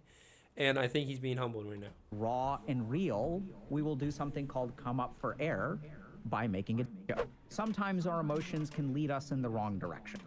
Humility, Agree? man. Yes. Has that ever happened to you? Not Of me. course. Do you feel comfortable sharing an example about that? To where an emotion led me in the wrong direction. Yeah. All the time. Does horny count? Fucking focusing on women instead of what I was supposed Men. to do. Happens on stream all the time. Or Women are get horny fear, too, I think Destiny. supplementing using drugs to cope with fear. Women. Oh, and there's another thing. Since this channel is meant to, it's mostly meant for boys. I think I don't. It's not meant for boys or girls. But if there's any group of people who are hornier than men, it's women. Are you kidding me? Stuff like that in the past. By the way, the song "I Jizz in My Pants," where the dude is like jizzing just from the fresh air coming out the window, that's what women do. Women have way more orgasms than men. This has been scientifically proven. Women are able to bust nuts way more frequently than men do. So you know. Yeah. So I think that's actually. Women will bust nuts from smelling really, a flower. You know what I mean? I love those examples because I think they really speak to. It's beautiful. So when we have emotions, they can be useful, but they can also. Except I guess we're not in control. they're not busting nuts. They're busting ovaries, right? I don't know. It's more complicated down there. Of them, if we don't really understand where they come from or why they come from a particular place, and we're not able to regulate them, we get into trouble, right? Women are as horny as fuck. Are you kidding me? So then. Destiny. Are you? By the way, are you kind of The reason why he said that is because he spends a lot of time with these hot babes. That's why, and he's like friends with a lot of these girls, and these girls, you know how they be. They talking about men all the time. Okay. Okay, what we're doing right now? I'm following. You're explaining the use of emotions. So all I gotta say to those ladies is, woman. How about that? And then I think that so this is where we kind of come to emotions such as crying or I'm like, and that's woman. kind of where I'm going with this. I love women. Is that I think so? In my opinion, bros. or expertise, or call it whatever you want to, like you will be a more effective human being if you can understand and even to a certain degree control. If you have a better relationship with your emotions, in the same way that we can train our muscles or our breathing, we can also train our mind. I do love bras though. Right. That's why they call her a bra. And so because I think she's a bro. Parts of that training is a better relationship with our emotions. With tits. And specifically to understand, so sometimes we will also have inappropriate emotions. So a good example of this is, let's say that I get anxious asking for a raise from my boss. Even though I've worked really hard, I feel I deserve large breasts. it, but something. Uh-oh. Did you see my DMs? I'm sorry to join here. I just need to square it away right away. Huh? Yeah, Destiny's got a lot of girlfriends. Okay, so you got a lot of girlfriends. I just need you to send me a link that I can pass on. Did you tell Chad about what a wonderful birthday you had? Yeah, it was so wonderful. And how you're a special birthday boy the whole day? Mm-hmm.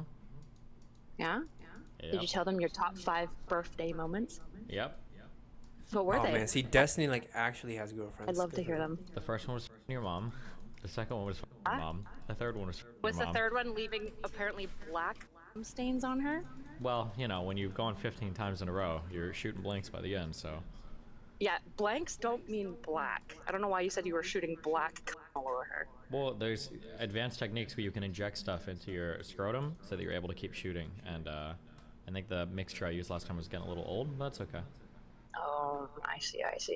I thought you were doing some kinky stuff with my mom, but you're just being vanilla. Oh, no, I'm also doing that too, but.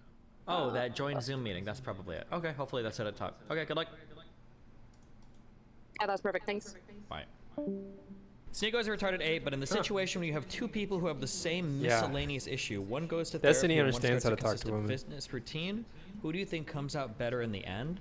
Assuming both people are doing 100% of what they need to do, the therapy every single time, 100% of the time, is a superior option. Because if it is the fact that all you need to do is get out and exercise more or get out and be more active with your life, then if you go to therapy, the therapist will tell you that. But if it is the case that there's some other mental shit that you need to work on or there's some other problem you have, going to the gym's not going to fix that for you. And last thing I want to ask you, a lot of people. The only area that I really actually like to talk about women is spirituality.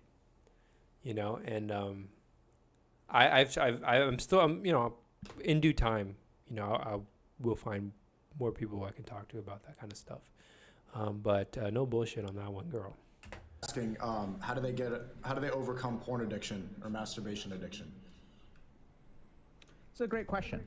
A couple of things. One is we've got a bunch of resources about that if people are interested. I'll do lectures and stuff on porn addiction. So we have stuff on that on That's YouTube, but I'll answer now in kind of a quick way. So here's what we have to understand about porn addiction. Any addiction exists because of two things. When an activity gives us pleasure and takes away pain, we have the capacity to become addicted to it. If you really look at addiction, there is a cycle of addiction. So in the first phase of addiction, all it does is make us feel good. In the second phase of addiction, so let's say like something like smoking or coffee or playing a video game, the first game that you play is fun. The first time you jerk off and you watch porn, it's fantastic, right? There's no downside. Yep. Then what happens over time is we develop a tolerance to the positive. So the first cup of caffeine coffee that I drink in my life will keep me awake for 24 hours. But if I drink it every way, I develop a tolerance. This is a neuroscientific mechanism. This is also part of the reason that many people will start to watch more hardcore or extreme pornography over time. Yeah. Because they get desensitized or develop a tolerance. I reached my cannabis tolerance. So the second phase of addiction is sort of you stop enjoying it. And then the other thing that starts to happen is it suppresses our negative emotional experience. And if you really work with people who are addicted to pornography, what you'll find is that they're not actually very lustful. They use it as an emotional regulation technique. When they feel bored, when they feel sad, when they're trying to keep negative thoughts at bay, oftentimes we're not even aware of it because men are alexithymic, which means that we are colorblind to our internal emotional state. We're so good at ignoring and shoving down our emotions, we're not even aware when we feel them. Careful. Right. So the reason why I'm pretty sure is because men, like when you're in like a do or die situation, you have no choice but to do what you got to do to like save your tribe, let's say, from the, war or danger. And it's like, you don't have time to feel.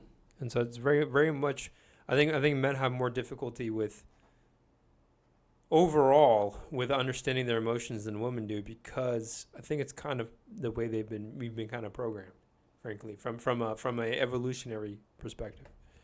Porn behavior is actually driven by negative emotions. So the real way to break free of porn addiction is, first of all, you have to do something with.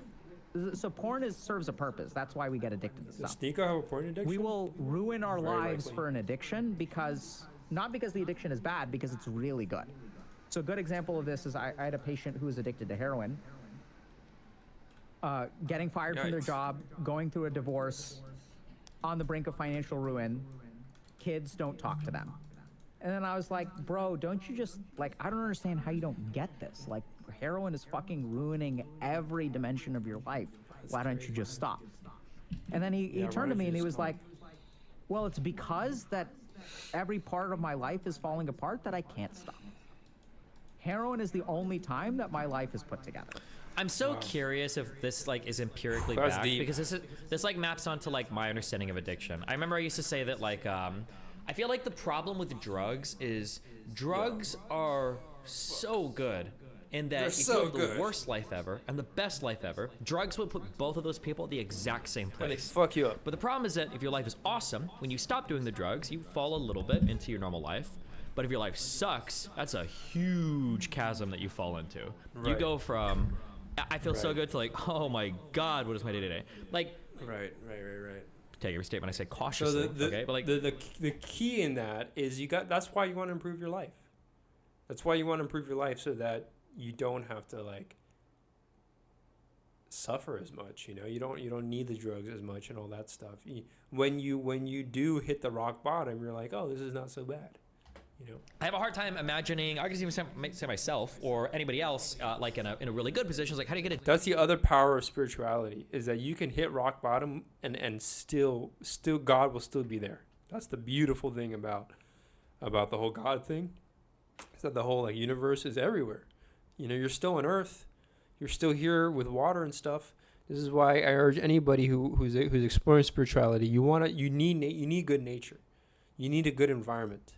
If you're in a bad environment, you got to change that environment. And if you can't change that environment, you're going to have to change your perception of that environment, because otherwise, how else are you going to move along without suffering from just weird ass hardship all the time? addicted to heroin? How do you get addicted to these drugs? Even if there's like pharmacological explanations for why, if your life is awesome, like you're not high anymore, you get a little bit of 70 high, it's like, okay, but then you're like back in your cool life. But bro, if you lived in like some squatter house or some shit, and your body is, your health is failing, you're homeless, like, bro, that's like a dark life to go back to. But it's like if you do, you know, whatever recreational drug, like you're back as good as it ever could be, right? Better than what an ordinary person would feel like. Yeah, I don't know. That's like yeah, I feel like if you're, I don't know. This is what I'm saying. I've always said, like, if you want to do recreational drugs, I think doing recreational drugs as like a bonus to your life or like a fun thing, I think is fine. Yeah. I mean, use responsibly, obviously. Smoke weed, but be responsible. When you are doing recreational drugs beer, to escape, I think that's super, super, super scary because the escapism is that's why I don't like when people do drugs every day. When you're escaping life with a drug, like, I mean, when you're not high anymore, what are you gonna do? You're gonna do the drug again. Like, it's just, yeah, why would you want to go back to your shit life? It's like going back to the Matrix on something really nice, you know? Basically going back to the Matrix. Because of reality, when I'm not high, like most people who like you can't, if you unable to confront reality, so you go back to the Matrix pretty much. Everything's falling apart. Go back to fantasy land. So for most people who are addicted, there's this. Explain rich Hollywood druggies then. I don't know how good their lives are. Because when I'm projecting my views of like partying and everything onto these people. But like when I think of like a guy in Hollywood addicted to drugs, their lives seem really lonely. They're really rich. They have a hard time. They have a hard time relating to people. Their friends and their relationships are highly transient. I don't know if they can rely on anybody around them, or if it's all like snakes or like shitty agents or Game of Power. It doesn't seem to be that good to me. Maybe it is. Maybe there are people that enjoy that lifestyle, but that would be my that'd be my first guess, is that these people's lives are actually pretty shitty. Game of Thrones. But I could be wrong. Maybe there are people that genuinely enjoy that type of lifestyle. I'm not sure. Neuroscientific component, but there's also something underlying that is driving the addiction. So you have to fix that. So whatever insecurity it is, however you manage your emotions. Heroin makes your body physically dependent on it from the first use. You can get addicted to alcohol or other substances that are not physically addicted because you condition your body to become used to it, since you are addicted to the feeling, even if your body doesn't develop physical dependence on it. Very, very, very, very, very cautiously saying this. Do your own research. I don't believe that that's true. I think you can become addicted to heroin on the first use, but I don't think using heroin the first time you are developing a physical addiction to it, that like your body needs it at the first time. I don't believe that's true. You can become addicted to a lot of things in the first use, but I don't think that that's the mechanism for heroin. I'm trying to think if does opiate withdrawal kill you? Or is it just really rough? I think it would kill you. I don't think opiate withdrawal kills you. It might. I don't remember. I know that benzodiazepine withdrawal will kill you. Absolutely. And I know that alcohol withdrawal will kill you. Absolutely. Sorry, what did you say? Absolutely. And I know that alcohol withdrawal, diazepine withdrawal will kill you. Absolutely. And I know that alcohol withdrawal will kill you. Absolutely. I don't think opiate withdrawal will kill you, but I think opiate withdrawal just sucks because, like, bro, that depressive state, oh my god, I can't even imagine. If the highs on heroin are even remotely similar to, say, I don't know, like if I've met homeless people. I'm trying to think of like comparing it to like MDMA. If it's like even remotely similar to that, or if it's as high as that or higher than that, then like coming down off of that is going to be, it's going to be brutal, especially if your life sucks. Oh my god. And then living in that like depressive state for a while, it's just like, ugh, yeah, fuck that. Coma those people in Australia. You can metabolize your emotions. You can hit the gym. You can go pray. You can go see a therapist. Those are all very effective. And I think like everything all together is ideal, unless something doesn't work for you, which is totally fair. And so you have to fix what's driving the underlying addiction. And if you look at the science of porn addiction, the number one thing that correlates with having a pornography addiction is a sense of meaninglessness in life. Damn. So finding purpose is a very powerful antidote. I've done both MDMA and different opioids. MDMA is like 100 times better. Opioids just make you feel relaxed and really cozy. Is that true? When you say opioids, what kind of opioids are we talking about? You also get super nauseous. 'Cause I have heard people say that like heroin is comparable to MDMA, but like it can be better, more intense, especially if you're injecting, because the high is instantaneous, probably quite intense. But I don't. I've never heard somebody say. I don't have any experience with opiates either, though, and I never took any. I got some pills for my. My experience was from having surgery. But then we did that stream where I was going to see how long can we suffer through the wisdom teeth pain after getting it removed. But it just wasn't that bad. I never ended up taking them. I think it was like 10 pills of hydrocodone to treat the pain, which is weaker than I don't remember. I ended up smoking a lot of weed. That's one of the ways to treat my pain. Whatever pills I had, it was like 499 parts like ibuprofen, like because it didn't make me as nauseous. Whatever the normal hydrocodone shit or whatever they put in. I don't know. Opiates are a class of downers, as far as I know. Yeah, I believe they are. Yeah, depressants or whatever. Yeah, I don't know. Yeah, I'm not sure. That's good. Opiate addicts are the most boring fucks. Non-social drugs are for actual boring losers.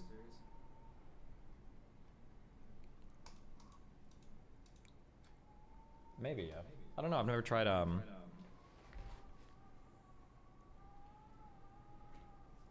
Never tried it before. I know benzos sound boring as fuck. Yeah, I would say for a lot like, of people, not worth it. Wait, hydrocodone isn't an opiate. Juice ain't worth the opioid? squeeze. Even weed, I wouldn't even. Unless you're like in a really bad rut spiritually, like a little devil's lettuce can help, right? But if you really feel like you don't need it, then don't take it. You gotta be doing something with your life. Otherwise, like, if you're fucking sitting at home all day, like, why the fuck not, right? Your brain is sitting there and it's like, we've been sitting here for 6 hours. We haven't been doing anything. Let me watch some porn. And so you got to fix whatever it is. You got to start to get some purpose, do some emotional metabolism, which is the ultimate fuel for the porn addiction. And then there's also a behavioral component of, like, reducing your consumption, limiting your consumption, making it so when you have an impulse to watch porn, it isn't so easy. So if you sort of have an impulse to engage in an addictive behavior, if you can create time between the impulse and the access. Yeah, I don't want to say this because I don't know if it's true or not, but I feel like for a lot of people that do some of the downer drugs, I feel like these are people that are just like really anxious all the time in life. And if you're like a very high-strung anxious person, I could understand why doing a benzo or why doing an opiate would be like the best feeling in the world. If you're like always are anxious, or always are high-strung, and then you do a drug and you're just like straight chilling. I can imagine like the breather that drug would feel like. But I'm not a very anxious person generally. I feel that or ever really. I'm pretty chill most of the time. So I don't. It feels like it would just be really boring to me. But the problem is that like reality hits. That will help. And it's like fuck. And if you really my mouth tastes like burnt carbon. And it costs money. That I'd rather spend on like food, What else? So yeah, like the logistics of any drug, I think, are probably where the weaknesses begin to show themselves the most. Is like, how it starts to affect the rest of your life, pretty much. So the only advice I would say is, if you're gonna take a drug, make sure it's one that you won't overdose in. Make sure it's something that like you can recover from. You know what I mean? About it. People who develop technology understand this. So it used to be that I had to unlock my phone and then open an app in order to like look at cat pictures. But phone developers are getting better and better and better at Face ID, thumbprint. And so now it's easy anytime we have an impulse to access it. And the more time that we delay, the more that our impulse can disappear, or we can start to think, okay, I don't have time for this. But like people are getting really, really good at like, I have an impulse, let me gratify it right this second. So you have to work on that too, which is like really limiting how easy it is to access porn. So this is very simple stuff. Like if you've got a Pornhub account, delete it. A log out of whatever, stuff that don't make an account. You have so that it's not easy to access. Or delete it all so it's hard to find or whatever. Like you can do all that kind of stuff and it'll help. But I think that usually working with addictions, you got to fix that underlying stuff. And the good news is that the addiction oftentimes melts away on its own if you do the rest of the work. You gotta do the work. You have to do the work. Absolutely, man. Yes. I think the last thing that I'll share is that in my experience, therapy is a lot of work. It's not like it's a lot of work. I mean, it's heavy, dude. It's like lifting, just lifting your emotions and lifting your thoughts, and there's heavy shit down there. It takes it's definitely easier than sparring. God, it's so. How can he? I don't know. How is he like such a child? He thinks like, and I know why he's saying this. Sneako thinks that therapy is you go to the therapist's office, you go, oh, my life is so hard, and they're like, true, bro, true facts. Go fucking post about it on the gram. And Sneako's like, that's what therapy is. It's like so cringe. Ugh. Talking about your childhood talking about your childhood is easier than physical exhaustion. Man. No, I mean, I think some people are much more comfortable with their body than they are with their emotions. Especially men. Especially men. Yeah, I was gonna say. Vulnerability is very hard for men. For sure. Because there's ego involved. Like surrendering your ego is really hard. Yeah. Like I'm not saying that sparring is easy, but I think there's plenty of people who love sparring. Like plenty of people, it's not hard. They live for it. And so I don't agree with the generalization of your statement, but I completely agree that for some people, for me, sparring is harder than talking about my emotions, for sure. So in a sense, I'm proving your point. I think people are different. Does that answer the porn addiction question? It does. I think another thing to talk about the whole spirituality thing with God and stuff. I think women, like I said before, I think women have this like ability to have this deeper abstraction of the universe, and so I almost would argue that all women are already spiritual in a sense. They kind of pick up on this without the need for conversation. But I think the reason why, for example, in the Christian faith, I think also maybe in the Muslim faith, but many others, the reason why this idea of God is He the Lord, I think it's because it's meant to be directed to men. And essentially what this so-called God architect is all about is so that men can put their ego in check by, putting it second to the great alpha of the universe, which is God itself, or God himself rather. And so in that sense, any man of God is a man who by default is going to have their ego in check, because it is subservient to the power and the authority of God, right? And so I'm pretty sure the Bible is really a message directed to the men, and it's lesser so to the woman. But since women care so much about humanity and they care so much about men, that as long as the men are in good spirits and the men are in good health and so on, I think the women are very happy. Women love humanity, I think, and so it's like, as long as humanity is in good spirits, I'm pretty sure every woman is like pretty chill, So it's important for men to, like they were saying, put their egos in check, stop the violence, all that kind of stuff. Stop fighting over women, right? Which is what men have been doing for thousands of years. We literally fight over a woman. And so now, this whole thing is like, being humble about it is super valuable. So anyways. Any other thoughts or questions before we wrap up for the day? Thank you. Thank you, man. Thank you. This is a good conversation. I need to listen to. Yeah, yo. Yeah. Sneako. Your energy has changed over the course of the conversation. Yeah. I appreciate everything that you put into it. Yeah, he did. Thanks, his energy did I change. appreciate you. I can see that you actually appreciate your attention and focus on this. Yes. Yeah. Take care, man. That's what makes Dr. K a fucking man, is his attention and focus. Those are qualities those are qualities of the masculine very much. Yeah, man. Take care. Inshallah. All right. Assalamu alaikum. Oh my God. Wa alaikum salam. So thank you, folks, for tuning in. Fellas, whoever watches this video, I hope it was of value. I'm sure if any ladies are watching this, it will be as value to you as well. But either way, this is all about awareness and all that good stuff. I hope you had as much enjoyment from this as I did. thank you so much for spending time with me as I watched this video on a pretty quaint evening. And with that, I will stop the video here. See y'all in another one. Peace.